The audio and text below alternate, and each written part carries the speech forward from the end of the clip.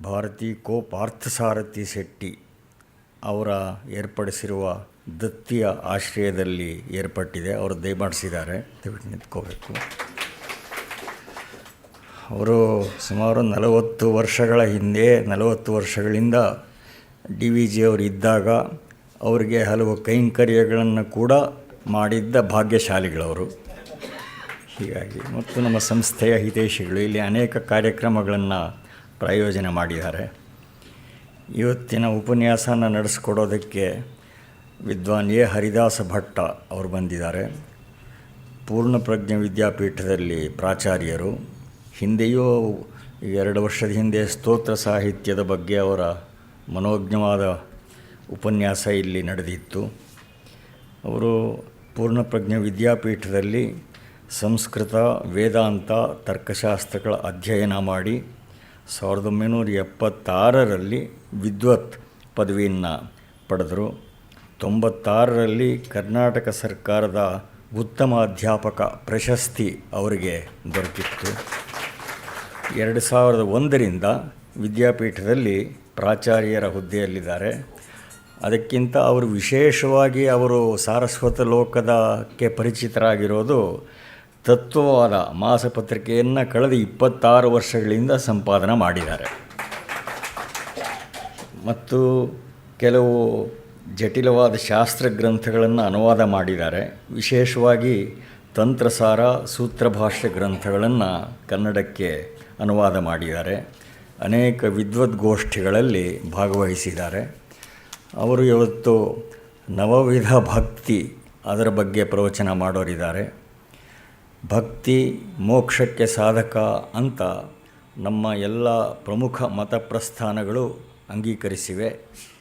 ಅಂತಿಮವಾಗಿ ಜ್ಞಾನವೇ ತಾರಕ ಅಂತ ಪ್ರತಿಪಾದಿಸಿರುವ ಪ್ರಸ್ಥಾನಗಳವರು ಕೂಡ ಭಕ್ತಿಯನ್ನು ಆಧರಿಸಿದ್ದಾರೆ.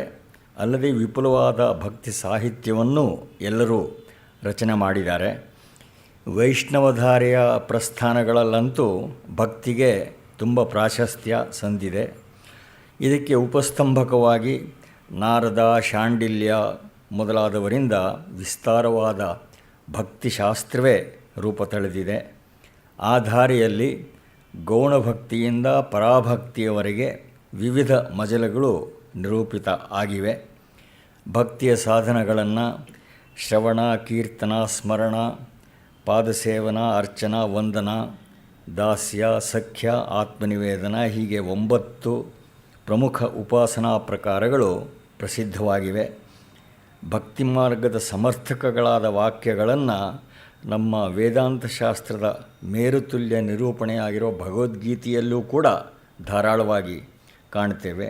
ಹೀಗೆ ಪರಮಾರ್ಥ ಸಾಧನೆಗೆ ಸೋಪಾನದ ಹಾಗಿರುವ ನವವಿಧ ಭಕ್ತಿಯ ಪ್ರಕ್ರಿಯೆ ಎಲ್ಲರಿಗೂ ಬೋಧಕವಾಗಿದೆ. ಅದರ ವಿವರಗಳನ್ನು ವಿದ್ವಾನ್ ಎ ಹರಿದಾಸ ಭಟ್ಟರು ನಮಗೆ ತಿಳಿಸ್ಕೊಡೋರಿದ್ದಾರೆ.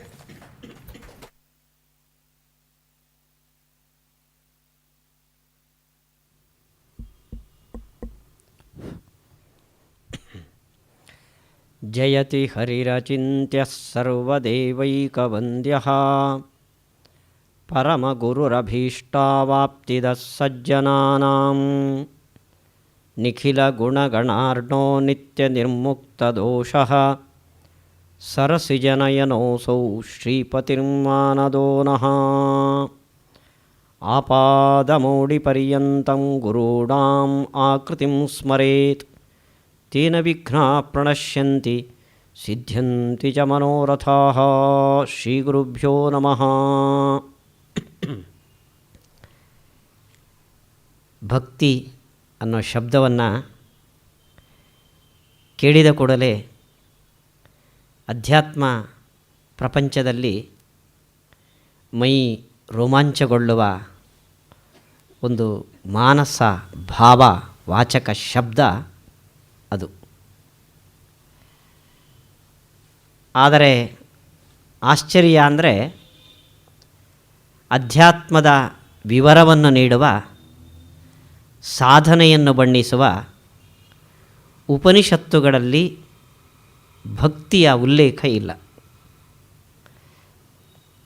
ಈ ಶಬ್ದದ ಬಳಕೆ ಭಕ್ತಿ ಅನ್ನೋ ಶಬ್ದವನ್ನು ಹೆಚ್ಚಾಗಿ ಪ್ರಾಚೀನ ಸಂಸ್ಕೃತ ಸಾಹಿತ್ಯದಲ್ಲಿ ಆಲಂಕಾರಿಕರು ಅಲಂಕಾರ ಶಾಸ್ತ್ರದಲ್ಲಿ ಈ ಶಬ್ದವನ್ನು ಬಳಸ್ತಾರೆ. ಅದು ಮನಸ್ಸಿನ ಭಾವನೆಗೆ ಸಂಬಂಧಪಟ್ಟ ಶಬ್ದ ಆಗಿ ಬಳಸಿಲ್ಲ ಅವರು. ಭಕ್ತಿ ಗೌಣಿ ವೃತ್ತಿ. ಭಕ್ತಿ ಅಂದರೆ ಶಬ್ದದ ಮುಖ್ಯಾರ್ಥ ಒಂದಾದರೆ, ಭಕ್ತಿ ಅಂದರೆ ಅಮುಖ್ಯಾರ್ಥ. ಆ ಅರ್ಥದಲ್ಲಿ ಭಕ್ತಿ ಶಬ್ದವನ್ನು ನಮ್ಮ ಆಲಂಕಾರಿಕರು ಬಳಸಿದ್ದಿದೆ.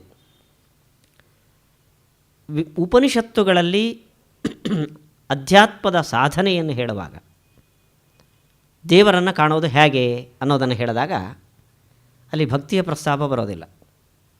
ಆತ್ಮಾವಾರೇ ದ್ರಷ್ಟವ್ಯ ಶ್ರೋತವ್ಯೋ ಮಂತವ್ಯೋ ನಿಧಿಧ್ಯಾಸಿತವ್ಯ. ಇಲ್ಲಿ ಭಕ್ತಿಯ ಉಲ್ಲೇಖ ಇಲ್ಲ. ಆತ್ಮನನ್ನು ದ್ರಷ್ಟವ್ಯಶ್ಚೇತ್, ಪರಮಾತ್ಮನ ದರ್ಶನ ನಮಗೆ ಆಗಬೇಕು ಅಂತ ಆದರೆ ಶ್ರೋತವ್ಯ ಶ್ರವಣ ಮಾಡಿರಿ, ಮಂತವ್ಯ ಮನನ ಮಾಡಿರಿ, ನಿಧಿಧ್ಯಾಸಿತವ್ಯ ಧ್ಯಾನ ಮಾಡಿರಿ. ಇಲ್ಲಿ ಭಕ್ತಿಯ ಉಲ್ಲೇಖ ಇಲ್ಲ. ಇಲ್ಲಿ ಶ್ರವಣ ಮಾಡೋದು ಅಂದರೆ ಗುರುಗಳಿಂದ ಉಪನಿಷತ್ತಿನ ವಾಕ್ಯಗಳನ್ನು ಅಧ್ಯಯನ ಮಾಡೋದು. ಮನನ ಮಾಡೋದು ಅಂದರೆ ಗುರುಗಳಿಂದ ಕಿವಿಯಲ್ಲಿ ಕೇಳಿದ್ದನ್ನು ಮನಸ್ಸಿನಲ್ಲಿ ದೃಢ ಮಾಡಿಕೊಳ್ಳೋದು. ಶ್ರವಣ ಮನನಗಳಿಂದ ತತ್ವ ದೃಢವಾದ ಮೇಲೆ ಕಣ್ಣು ಮುಚ್ಚಿ ಮನಸ್ಸಿನಿಂದ ಏಕಾಗ್ರತೆಯಿಂದ ಆತ್ಮತತ್ವವನ್ನು ಅವಲೋಕಿಸೋದು ಏನಿದೆಯೋ ಅದು ಧ್ಯಾನ. ಹೀಗೆ ಉಪನಿಷತ್ತು ಅಧ್ಯಾತ್ಮದ ಸಾಧನೆಯ ಮಜಲುಗಳನ್ನು ಹೇಳುವಾಗ ಶ್ರವಣ ಮೊದಲು, ಧ್ಯಾನ ಕೊನೆಯದ್ದು. ಇಲ್ಲಿ ಭಕ್ತಿಯ ಪ್ರಸ್ತಾಪ ಇಲ್ಲ. ಇನ್ನು ಉಪನಿಷತ್ತಿನ ತತ್ವ ನಿರ್ಣಯಕ್ಕೋಸ್ಕರ ವೇದವ್ಯಾಸರು ಬರೆದ ಸಾಹಿತ್ಯ ಅದು ಬ್ರಹ್ಮಸೂತ್ರಗಳು. ಉಪನಿಷತ್ತಿನಲ್ಲಿ 2 ವಾಕ್ಯಗಳಿಗೆ ವಿರೋಧ ಬಂದರೆ, ತತ್ವದ ಬಗ್ಗೆ ಗೊಂದಲವಾದರೆ ಅದರ ನಿರ್ಣಯಕ್ಕಾಗಿ ಬರೆದ ಶಾಸ್ತ್ರ ಬ್ರಹ್ಮಸೂತ್ರಗಳು, ವೇದವ್ಯಾಸರು ಬರೆದ ಸೂತ್ರಗಳು. ಅಲ್ಲೂ ಭಕ್ತಿ ಅನ್ನೋ ಪದದ ಉಲ್ಲೇಖ ಇಲ್ಲ. 560ಕ್ಕೂ ಮೇಲ್ಪಟ್ಟ ಸೂತ್ರಗಳಲ್ಲಿ ಭಕ್ತಿ ಅನ್ನೋ ಪದದ ಉಲ್ಲೇಖ ಇಲ್ಲ. ಇನ್ನೂ ಸ್ವಾರಸ್ಯ ಅಂದರೆ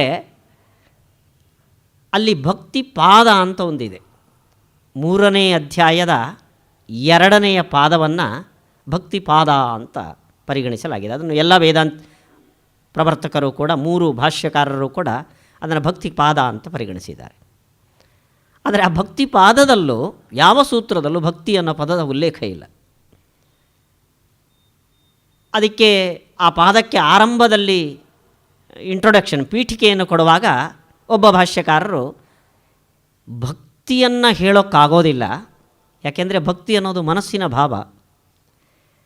ತಂದೆ ಮಗನತ್ರ ನನ್ನ ಮೇಲೆ ಭಕ್ತಿ ಮಾಡೋ ಭಕ್ತಿ ಮಾಡೋ ಭಕ್ತಿ ಮಾಡೋ ಅಂತ 10 ಸರ್ತಿ ಬಡ್ಕೊಂಡ್ರೂ ಮಗನಿಗೆ ಪ್ರೀತಿ ಉದಯಿಸೋದಿಲ್ಲ. ಈ ಹೆಂಡತಿಗೆ ಗಂಡ ನನ್ನ ಮೇಲೆ ಪ್ರೀತಿ ಮಾಡು ಮಾಡು ಮಾಡು ಅಂತ ಹೇಳೋದಕ್ಕಿಂತಲೂ ತಿಂಗಳಿಗೆ ಒಂದು 20 ಗ್ರಾಮ್ ಚಿನ್ನ, ಒಂದು 5,000ದ ಸೀರೆ ಕೊಟ್ಟರೆ ಆಟೋಮೆಟಿಕಲಿ ಭಕ್ತಿ ಬಂದುಬಿಡುತ್ತೆ. ಸೊ ಭಕ್ತಿಯನ್ನು ಹೇಳೋಕ್ಕಾಗಲ್ಲ. ಅದಕ್ಕೋಸ್ಕರ ಭಕ್ತಿ ಪಾದದಲ್ಲಿ ಏನು ಕೆಲಸ ಮಾಡ್ತಾರೆ ಅಂದರೆ ಭಕ್ತ್ಯರ್ಥಂ ಭಗವನ್ ಮಹಿಮೋಕ್ತಿ ಅಂದರು. ಭಕ್ತಿ ಬೆಳೆಯೋದಕ್ಕೋಸ್ಕರ ಭಗವಂತನ ದೇವರ ಮಹಿಮೆಯನ್ನು ಈ ಭಕ್ತಿಪಾದದಲ್ಲಿ ಹೇಳಿದ್ದೇವೆ ಅಂತ. ಅಲ್ಲಿಗೆ ಭಕ್ತಿಪಾದ ಅಂತ ಸಾಧನೆಗೋಸ್ಕರ ಮೀಸಲಾಗಿಟ್ಟ ಬ್ರಹ್ಮಸೂತ್ರಗಳಲ್ಲೂ ಕೂಡ ಭಕ್ತಿಯ ಪದದ ಉಲ್ಲೇಖ ಇಲ್ಲ. ಇನ್ನು ಒಂದು ಸೂತ್ರದಿಂದ ಭಾಷ್ಯಕಾರರು ಭಕ್ತಿಯ ವಿವರವನ್ನು ತೆಗಿತಾರೆ, ಆದರೆ ಅಲ್ಲೂ ಭಕ್ತಿ ಅನ್ನೋ ಪದ ಇಲ್ಲ. ಅಂಬುವದ ಅಗ್ರಹಣಾತ್ ಅಂತ 4ನೇ ಅಧ್ಯಾಯದಲ್ಲಿ ಬರುವ ಸೂತ್ರ. ಇಲ್ಲಿ ಅಂಬು ಅನ್ನೋ ಶಬ್ದದಿಂದ ಸ್ನೇಹ ಅನ್ನೋ ಅರ್ಥವನ್ನು ತೆಗೆದು ಭಕ್ತಿ ಅಂತ ವಿವರಣೆ ಕೊಡ್ತಾರೆ. ಅಂಬು ಅಂದರೆ ನೀರು, ನೀರಿನ ಗುಣ ಸ್ನೇಹ. ಪೃಥಿವಿಯ ಗುಣ ಗಂಧ, ನೀರಿನ ಗುಣ ಸ್ನೇಹ. ಸೊ ಅಂಬು ಅನ್ನೋ ಪದದಿಂದ ಸ್ನೇಹ ಅನ್ನೋ ಅರ್ಥವನ್ನು ತೆಗೆದು ಸ್ನೇಹದ ಗೌರವಪೂರ್ಣವಾದ ಸ್ನೇಹ ಭಕ್ತಿ ಅಂತ ಅರ್ಥ ಮಾಡಿ ಇಲ್ಲಿ ಭಕ್ತಿ ಸಾಧನ ಅಂತ ಉಲ್ಲೇಖ ಮಾಡ್ತಾರೆ. ಹೀಗೆ ಭಕ್ತಿ ಉಪನಿಷತ್ತುಗಳಲ್ಲಾಗಲಿ, ಉಪನಿಷತ್ತಿನ ಅರ್ಥ ನಿರ್ಣಾಯಕವಾದ ಬ್ರಹ್ಮಸೂತ್ರಗಳಲ್ಲಾಗಲಿ ಆ ಪದದಿಂದ ಉಲ್ಲಿಖಿತವಾಗಲಿಲ್ಲ. ಆದರೆ ಪರಮಾತ್ಮನನ್ನು ನೋಡೋಕ್ಕೆ, ದೇವರ ದರ್ಶನಕ್ಕೆ, ಮೋಕ್ಷಕ್ಕೆ ಅತ್ಯಂತ ಪ್ರಮುಖವಾದ ಸಾಧನಗಳಲ್ಲಿ ಒಂದು ಭಕ್ತಿ. ಮೋಕ್ಷ ಸಾಧನ ಸಾಮಗ್ರ್ಯಾಂ ಭಕ್ತಿರೇವ ಗರೀಯಸಿ ಅಂತ. ಮೋಕ್ಷಕ್ಕೆ, ದೇವರನ್ನು ನೋಡೋದಕ್ಕೆ ಸಾಧನೆಯ ಸಲಕರಣೆಗಳ ಗುಂಪಿನಲ್ಲಿ ಭಕ್ತಿಯಷ್ಟು ಪ್ರಧಾನವಾದ ಒಂದು ಸಾಧನೆ ಮತ್ತೊಂದು ಇಲ್ಲ. ಮೋಕ್ಷ ಸಾಧನ ಸಾಮಗ್ರ್ಯಾಂ ಭಕ್ತಿರೇವ ಗರೀಯಸಿ ಅಂತ. ಇಷ್ಟೊಂದು ಪ್ರಧಾನವಾದ ಸ್ಥಾನ ಆ ಭಕ್ತಿಗೆ ಇದೆ. ಉಪನಿಷತ್ತು ಶ್ರವಣ, ಮನನ, ಧ್ಯಾನ ಅಂತ ಭಗವಂತನ ದರ್ಶನಕ್ಕೆ ಸಾಧನವನ್ನು ಹೇಳಿದರೂ, ಶ್ರವಣ ಭಕ್ತಿಯ ಜೊತೆ ಸೇರಿದರೆ ಮಾತ್ರ ಅದು ಮನನಕ್ಕೆ ಕಾರಣವಾಗ್ತದೆ. ಮನನ, ಮನಸ್ಸಿನಲ್ಲಿ ನಾವು ಮಾಡುವ ಚಿಂತನೆ ಭಕ್ತಿ ಇದ್ದಾಗ ಮಾತ್ರ ಅದು ಧ್ಯಾನಕ್ಕೆ ಕಾರಣವಾಗ್ತದೆ. ಧ್ಯಾನ ಮಾಡಬೇಕಾದ್ರಂತೂ ಭಕ್ತಿ ಇಲ್ಲದೆ, ಸ್ನೇಹ ಗೌರವಗಳು ಇಲ್ಲದೆ ಕಣ್ಣು ಮುಚ್ಚಿದರೆ ನಮ್ಮ ಬೆಂಗಳೂರಿನ ಮಾರ್ಕೆಟಲ್ಲಿರುವ ಪದಾರ್ಥಗಳು ಕಣ್ಣ ಮುಂದೆ ಬರುತ್ತೆ ಹೊರತು ದೇವರ ಚಿತ್ರ ಕಣ್ಣ ಮುಂದೆ ಬರೋದಿಲ್ಲ. ಅಂತೂ ಸಾಧನೆಯ 3 ಹಂತಗಳಲ್ಲೂ ಕೂಡ ಭಕ್ತಿ ಅನ್ನೋದು ಅನಿವಾರ್ಯ. ಅಷ್ಟು ಮುಖ್ಯವಾದ ಒಂದು ಸಾಧನ. ಇದನ್ನು ಈ ಶಬ್ದದಿಂದ ಎತ್ತಿ ಆಡಿದ್ದು ಪ್ರಸ್ಥಾನ ತ್ರಯದಲ್ಲಿ ಭಗವದ್ಗೀತಾ ಪ್ರಸ್ಥಾನ. ಭಗವದ್ಗೀತೆಯಲ್ಲಿ ಭಕ್ತಿ ತುಂಬ ವಿಶಾಲವಾಗಿ ಅದರ ವಿವರಣೆ ಬಂದಿದೆ. ಚತುರ್ವಿಧ ಭಜಂತೆ ಮಾಂ ಅಂತ.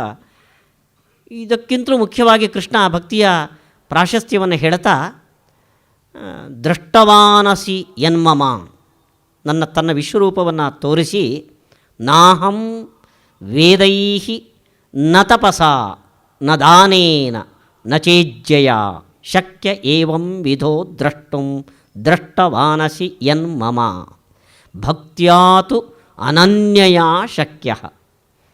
ಭಕ್ತಿಗೆ ದೊಡ್ಡ ಸ್ಥಾನವನ್ನು ಭಗವದ್ಗೀತೆಯಲ್ಲಿ ಕೃಷ್ಣ ತನ್ನ ವಿಶ್ವರೂಪವನ್ನು ಅರ್ಜುನನಿಗೆ ತೋರಿಸಿ ಹೇಳಿದ್ದಾನೆ. ನನ್ನನ್ನು ವೇದಾಧ್ಯಯನದಿಂದ ಪಡೆಯೋಕ್ಕೆ ಸಾಧ್ಯ ಇಲ್ಲ. ನಾಹಂ ವೇದೈಹಿ ನ ತಪಸಾ, ಎಲ್ಲ ಸಂಸಾರದ ಜಂಜಾಟವನ್ನು ಬಿಟ್ಟು ಕಾಡಿನಲ್ಲಿ ಹೋಗಿ ಕಣ್ಣು ಮುಚ್ಚಿ ಏಕಾಂತದಲ್ಲಿ ತಪಸ್ಸು ಮಾಡಿ ಪಡೆಯೋಕ್ಕೆ ಸಾಧ್ಯ ಇಲ್ಲ. ನ ದಾನೇನ ನ ಚ ಇಜ್ಜೆಯ, ಇಜ್ಜ ಅಂದರೆ ಯಾಗ, ಯಜ್ಞ ಯಾಗಾದಿಗಳಿಂದಲೂ ನನ್ನನ್ನು ಪಡೆಯೋಕ್ಕೆ ಸಾಧ್ಯ ಇಲ್ಲ.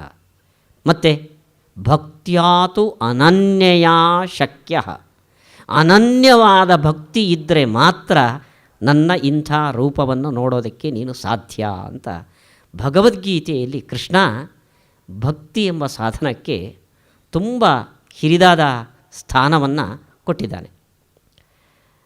ಭಕ್ತಿ ಅಂದರೆ ನೋಡಿ, ಮಗುವಿಗೆ ತಂದೆಯಲ್ಲಿ ಭಕ್ತಿ ಇರಬೇಕು, ತಂದೆಗೆ ಮಗುವಿನಲ್ಲಿ ಭಕ್ತಿಯಲ್ಲ ಸ್ನೇಹ ಇರಬೇಕು, ಪ್ರೇಮ ಇರಬೇಕು. ಸೊ ಪ್ರೇಮ ಅನ್ನೋ ಶಬ್ದಕ್ಕೂ ಸ್ನೇಹ ಅನ್ನೋ ಶಬ್ದಕ್ಕೂ ಭಕ್ತಿ ಅನ್ನೋ ಶಬ್ದಕ್ಕೂ ಸ್ವಲ್ಪ ವ್ಯತ್ಯಾಸ ಇದೆ. ಆ ಭಕ್ತಿ ಅನ್ನೋ ಶಬ್ದದಲ್ಲಿ ನಾವು ಸಾಧಾರಣ ಆ ಭಕ್ತಿ ಅಂದರೆ ದೇವರ ಮೇಲೆ ಭಕ್ತಿ ಅಂತ ನಾವು ಅನ್ಕೋತೀವಿ. ದೇವರ ಮೇಲೆ ಭಕ್ತಿ ಅಂದರೆ ಏನು? ದೇವರ ಗುಡಿಯಲ್ಲೂ ಹೋಗಿ ಚಕ್ಕಳ ಮಕ್ಕಳ ಹಾಕಿ ಕಣ್ಣು ಮುಚ್ಚಿ ಕೂತ್ಕೊಳ್ಳೋದು. ಇನ್ನೂ ತುಂಬ ಹೊತ್ತು ಕಣ್ಣು ಮುಚ್ಚಿ ಕೂತ್ರೆ ತುಂಬ ಭಕ್ತಿ ಇದೆ ಅಂತ ಅವನಿಗೆ ಲೆಕ್ಕಾಚಾರ. ಆದರೆ ಭಕ್ತಿ ಅನ್ನೋದು ಮನಸ್ಸಿನ ಒಂದು ಭಾವಕ್ಕೆ ಸಂಬಂಧಪಟ್ಟ ವಿಚಾರ. ಅಲ್ಲಿ 2 ಅಂಶಗಳು ಬೆರೆತಿರಬೇಕು ಅಂತ ಪುರಾಣ ಅದಕ್ಕೆ ಒತ್ತನ್ನು ಕೊಡ್ತದೆ. ಮಾಹಾತ್ಮ್ಯ ಜ್ಞಾನಪೂರ್ವಸ್ತು ಸುದೃಢ ಸರ್ವತೋಧಿಕ ಸ್ನೇಹೋ ಭಕ್ತಿರಿತಿ ಪ್ರೋಕ್ತಃ ತಯಾ ಮುಕ್ತಿರ್ನಚಾನ್ಯಥಾ. ಮಾಹಾತ್ಮ್ಯ ಜ್ಞಾನಪೂರ್ವಕ ಸುದೃಢ ಸ್ನೇಹ, ಇದು ಭಕ್ತಿ. ಅಂದರೆ ಆ ಭಕ್ತಿಯಲ್ಲಿ ಜ್ಞಾನ ಸ್ನೇಹ 2 ಸೇರಿಕೊಂಡಿರಬೇಕು. ಬರೇ ಪ್ರೀತಿ ಇದ್ದರೆ ಅದನ್ನು ಮೈತ್ರಿ ಸ್ನೇಹ ಅಂತ ಕರೀಬಹುದು. ಬರೇ ಜ್ಞಾನ ಇದ್ದರೆ ಅದು ಭಕ್ತಿ ಆಗೋದಿಲ್ಲ. ಜ್ಞಾನದ ಜೊತೆಯಲ್ಲಿ ಸ್ನೇಹ ಬೆರೆತರೆ ಅದು ಭಕ್ತಿ ಅಂತ ಅನಿಸಿಕೊಳ್ಳುತ್ತೆ. ಆ ಜ್ಞಾನ ಎಂಥದ್ದು ಅಂದರೆ ಮಾಹಾತ್ಮ್ಯ ಜ್ಞಾನ, ನಿನ್ನನ್ನು ಬಿಟ್ಟರೆ ಈ ಪ್ರಪಂಚದಲ್ಲಿ ಮತ್ತೊಂದು ನನಗೆ ಇಲ್ಲ, ಅಷ್ಟು ದೊಡ್ಡ ಹಿರಿತನದ ವ್ಯಕ್ತಿತ್ವ ನಿನ್ನದು ಅಂತ ಪಾರಮ್ಯ ಜ್ಞಾನ. ಇಂಥ ಮಾಹಾತ್ಮ್ಯ ಜ್ಞಾನದ ಜೊತೆಯಲ್ಲಿ ಸ್ನೇಹ. ಆ ಸ್ನೇಹ ಎಂಥದ್ದು ಅಂದರೆ ಸುದೃಢ ಸ್ನೇಹ, ತುಂಬ ಬಲವಾದ ಸ್ನೇಹ, ಯಾವುದೇ ಸಂದರ್ಭದಲ್ಲೂ ಸಡಿಲಾಗದ ಸ್ನೇಹ. ಹೀಗೆ ಸ್ನೇಹ ಬೆರೆತ ಜ್ಞಾನ, ಜ್ಞಾನದ ಜೊತೆ ಸೇರಿದ, ಜ್ಞಾನದಿಂದ ಉದಿಸಿದ ಸ್ನೇಹ, ಸುದೃಢವಾದ ಸ್ನೇಹ, ಅದನ್ನು ಭಕ್ತಿ ಅಂತ ಪುರಾಣದಲ್ಲಿ ವ್ಯಾಸರು ನಿರೂಪಣೆ ಮಾಡಿರುವ ಕ್ರಮ ಇದು. ಇದನ್ನು ಜಯತೀರ್ಥರು ನ್ಯಾಯಸುಧಾ ಗ್ರಂಥದಲ್ಲಿ ನೋಡಿ ಎಷ್ಟು ಹೃದಯಂಗಮವಾಗಿ ಭಕ್ತಿಯನ್ನು ನಿರೂಪಣೆ ಮಾಡಿದ್ದಾರೆ ಅಂತ. ಕೃಷ್ಣ ಅನನ್ಯಾಶ್ಚಿಂತಯಂತೋ ಮಾಂ ಯೇ ಜನಾ ಪರ್ಯುಪಾಸತೆ ತೇಷಾಂ ನಿತ್ಯಾಭಿಯುಕ್ತಾನಾಂ ಯೋಗಕ್ಷೇಮಂ ವಹಾಮ್ಯಹಂ ಅಂತ ಭರವಸೆ ಕೊಟ್ಟಿದ್ದಾನೆ. ಕೌಂತೇಯ ಪ್ರತಿಜಾನೀಹಿ ನಮೇ ಭಕ್ತ ಪ್ರಣಶ್ಯತಿ. ಅರ್ಜುನ, ನೀನು ಪ್ರತಿಜ್ಞೆ ಮಾಡು, ನನ್ನ ಭಕ್ತನಿಗೆ ಯಾವತ್ತೂ ಅಳಿಗಾಲ ಇಲ್ಲ. ಆ ಭಕ್ತಿ ಅಂದರೆ ಎಂಥದ್ದು ಅಂತ ಅನ್ನೋದನ್ನು ಕೃಷ್ಣ ಹೇಳ್ತಾ, ಅನನ್ಯಾಶ್ಚಿಂತಯಂತಹ, ನನ್ನನ್ನು ಬಿಟ್ಟರೆ ಮತ್ತೊಂದು ಗತಿ ಇಲ್ಲ ಅನ್ನೋ ಅನನ್ಯ ಶರಣರಾಗಿ ನನ್ನ ಮೇಲೆ ಸ್ನೇಹವನ್ನು ಮಾಡಿರುವವರ ಯೋಗ ಕ್ಷೇಮ ಇವೆರಡರ ಜವಾಬ್ದಾರಿಯನ್ನು ನಾನು ಹೊರತೇನೆ ಅಂತ. ಯೋಗ ಅಂದರೆ ಅಪ್ರಾಪ್ತ ಪ್ರಾಪ್ತಿರಿ ಯೋಗ. ನಮಗೆ ಇದುವರೆಗೆ ಇಲ್ಲದೇ ಇರುವ ಸಂಪತ್ತೋ ಅಥವಾ ಸುಖವೋ ಬಂತು ಅಂದರೆ ಅದನ್ನು ಯೋಗ ಅಂತ ಕರೀತಾರೆ. ಕ್ಷೇಮ ಅಂದರೆ ಸ್ಥಿತಸ್ಯ ಪರಿರಕ್ಷಣಂ ಕ್ಷೇಮ. ಇದ್ದಿದ್ದು ಇದ್ದಾಗೆ ಇರೋದು, ವ್ಯತ್ಯಾಸ ಆಗದೆ, ಇದು ಕ್ಷೇಮ. ಇದು ಈ ಯೋಗಕ್ಷೇಮದ ಜವಾಬ್ದಾರಿಯನ್ನು ಭಕ್ತರ, ಅನನ್ಯ ಭಕ್ತರ ಯೋಗಕ್ಷೇಮದ ಜವಾಬ್ದಾರಿಯನ್ನು ನಾನು ಹೊತ್ಕೊಳ್ತೇನೆ ಅಂತ. ಇಲ್ಲಿ ಭಕ್ತರ ಜವಾಬ್ದಾರಿ ನಾನು ಹೊರ್ತೇನೆ ಅಂತ ಹೇಳಲಿಲ್ಲ ಅವನು. ಅನನ್ಯಾಶ್ಚಿಂತಯಂತೋ ಮಾಂ, ಅನನ್ಯ ಭಕ್ತರ ಜವಾಬ್ದಾರಿಯನ್ನು ನಾನು ಹೊತ್ಕೊಳ್ತೇನೆ ಅಂತ. ನಾವು ಸಾಧಾರಣ ನಗರ ಪ್ರದೇಶದಲ್ಲಿ ವಾಸಿಸುವವರು, ಬೆಂಗಳೂರಿನಲ್ಲದು ವಿಶೇಷವಾಗಿ, ವಾರವೋ 10 ದಿವಸವೋ ತೀರ್ಥಯಾತ್ರೆಗೆ ಹೋಗಬೇಕು ಅಂತಾದರೆ ಮನೆಯೆಲ್ಲ ಖಾಲಿ ಮಾಡಿ ಹೋಗ್ತಾ ಇದ್ದೇವೆ. ಮನೆಯಲ್ಲಿ ಬೆಲೆ ಬಾಳುವ ವಸ್ತುಗಳನ್ನು ಬ್ಯಾಂಕಿನ ಲಾಕರಲ್ಲಿಟ್ಟು, ಮನೆಯಲ್ಲಿ ಮುಖ್ಯವಾದ ಕೋಣೆಗಳಿಗೆ ಬೀಗ ಹಾಕಿ, ಹೊರಗಡೆ ದಪ್ಪ ಬೀಗ ಹಾಕಿ ಡೋರ್ ಹಾಕಿದರೆ ಅದನ್ನು ಮುಗಿಸಿ, ಆಮೇಲೆ ಹೊರಗಡೆ ನಾಯಿ ಕಟ್ಟಿ ಗೇಟಿಗೆ ಬೀಗ ಹಾಕಿ ಹೊರಟು ನಿಂತಾಗ ಪಕ್ಕದ ಮನೆಯವರು, ಏನ್ರಿ ಯಾವ ಕಡೆ ತೀರ್ಥಯಾತ್ರೆ, ಎಷ್ಟು ದಿವಸ? 10 ದಿವಸ. ಮತ್ತು ಮನೆ ದೇವರಿದ್ದಾನೆ. ದೇವರ ರಕ್ಷಣೆಯ ಭರವಸೆ ನಮಗೆ ಎಷ್ಟು ಅಂದರೆ, ಹೊರಗಡೆ ನಾಯಿ ಕಟ್ಟಿ ಆಮೇಲೆ ದೇವರಿದ್ದಾನೆ ಬೀಗ ಎಲ್ಲ ಹಾಕಿ. ಅಂದರೆ ನಾಯಿಯ ರಕ್ಷಣೆ ಎಲ್ಲಿ ಎಷ್ಟು ಭರವಸೆ ಒತ್ತು ಇದೆಯೋ ಅಷ್ಟು ದೇವರಲ್ಲಿ ಇಲ್ಲ. ಇದು ಅನನ್ಯ ಭಕ್ತಿ ಅಲ್ಲ. ಇದು ಅನನ್ಯ ಭಕ್ತಿ ಅಂದರೆ ನಾವು ಮನೆಗೆ ಬೀಗ ಹಾಕದೆ ದೇವರು ರಕ್ಷಣೆಗೆ ಇದ್ದಾನೆ ಅನ್ನೋ ಭರವಸೆಯಿಂದ ಮನೆ ಬಿಟ್ಟು ಹೋದರೆ ಅದು ಅನನ್ಯ ಭಕ್ತಿ. ಹಾಗೆ ಮಾಡಬೇಡ್ರಿ ನೀವು, ಮಾತ್ರ ಬರುವಾಗ ಹೊಡಿಯಲ್ಲ. ಹೀಗೆ ಅನನ್ಯಾಶ್ಚಿಂತಯಂತೋ ಮಾಂ, ಇಂಥ ಅನನ್ಯ ಭಕ್ತಿ ಮಾತ್ರ ಭಗವಂತನ ಪ್ರಾಪ್ತಿಗೆ ಸಾಧನವಾಗಬಲ್ಲದು ಅಂತ ಇದು ಗೀತೆಯ ನಿರೂಪಣೆ. ಇದನ್ನು ಒಂದು ಗದ್ಯದ ರೂಪದಲ್ಲಿ ವಿವರಣೆ ಮಾಡಿದ್ದಾರೆ ನೋಡಿ ಜಯತೀರ್ಥರು. ಅನಂತ ಅನವದ್ಯ ಕಲ್ಯಾಣ ಗುಣತ್ವಜ್ಞಾನಪೂರ್ವಕ ಸ್ವಾತ್ಮಾತ್ಮೀಯ ಸಮಸ್ತ ವಸ್ತುಭ್ಯೋ ಸರ್ವತೋಧಿಕ ಅಂತರಾಯ ಸಹಸ್ರೇಣಾಪ್ಯಪ್ರತಿಬದ್ಧ ಪ್ರೇಮ ಪ್ರವಾಹ ಭಕ್ತಿ ಅಂತ. ಮಾಹಾತ್ಮ್ಯ ಜ್ಞಾನಪೂರ್ವಕವಾದ ಸುದೃಢ ಸ್ನೇಹ ಅನ್ನೋದರ ವಿವರಣೆ ಇದು. ಸುದೃಢ ಅಂದರೆ ತುಂಬ ದೃಢವಾದ ಸ್ನೇಹ ಅಂದರೆ, ದೃಢವಾದ ಅಂದರೆ ಏನು ಅಂತ ಶಬ್ದತಃ ಅರ್ಥ ಆಯಿತು ಹೊರತು ನಮಗೆ ಅದರ ಭಾವ ಅರ್ಥ ಆಗಲಿಲ್ಲ. ಅದನ್ನು ಬಿಡಿಸಿದ್ದಾರೆ ಇಲ್ಲಿ. ಮಾಹಾತ್ಮ್ಯ ಜ್ಞಾನ ಅಂದರೆ ಏನು ಅದನ್ನು ಇಲ್ಲಿ ಬಿಡಿಸಿದ್ದಾರೆ.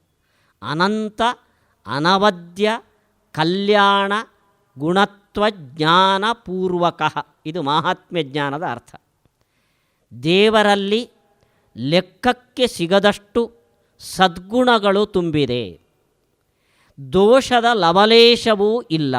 ದೇವರು ಅಂದರೆ ನಮ್ಮ ಭಾರತೀಯ ದರ್ಶನದ ಕಲ್ಪನೆಯಲ್ಲಿ ತಾವದೇವ ಈಶ್ವರೋ ನಾಮ, ಎಲ್ಲಿ ದೋಷಕ್ಕೆ ಅವಕಾಶವೇ ಇಲ್ಲವೋ, ಪ್ರಪಂಚದಲ್ಲಿ ಇರುವ ಸದ್ಗುಣಗಳೆಲ್ಲ ಇದೆಯೋ ಅದು ದೇವರು ಅಂತ. ಹೀಗೆ ಅನಂತ ಅನವದ್ಯ ಕಲ್ಯಾಣ ಗುಣತ್ವಜ್ಞಾನಪೂರ್ವಕ ಸ್ವಾತ್ಮ ಆತ್ಮೀಯ ಸಮಸ್ತ ವಸ್ತುಭ್ಯ ಸರ್ವತೋಧಿಕ. ಉಪನಿಷತ್ತು ಆತ್ಮೀಯವಾದ್ದು ಆತ್ಮ ಅಂತ ಎರಡು ಗುಂಪನ್ನು ಪ್ರಪಂಚದಲ್ಲಿ ವ್ಯಕ್ತಿಯ ದೃಷ್ಟಿಯಿಂದ ಎರಡು ಗುಂಪನ್ನು ಮಾಡಿದೆ. ಆತ್ಮೀಯ ಅಂದರೆ ನಮಗೆ ಬೇಕಾದ್ದು, ಆತ್ಮ ಅಂದರೆ ನಾವು. ಇದರಲ್ಲಿ ಆತ್ಮೀಯ ಹೆಚ್ಚೋ ಆತ್ಮ ಹೆಚ್ಚೋ ಅಂದರೆ ಆತ್ಮನಸ್ತು ಕಾಮಾಯ ಸರ್ವಂ ಹಿತಂ ಭವತಿ. ನಮಗೆ ನಮ್ಮಲ್ಲಿ ಇರುವಷ್ಟು ವಿಶ್ವಾಸ ಪ್ರೀತಿ ನಮಗೆ ಸಂಬಂಧಪಟ್ಟ ವಸ್ತುವಿನಲ್ಲಿ ಇರೋದಿಲ್ಲ ಅಂತ.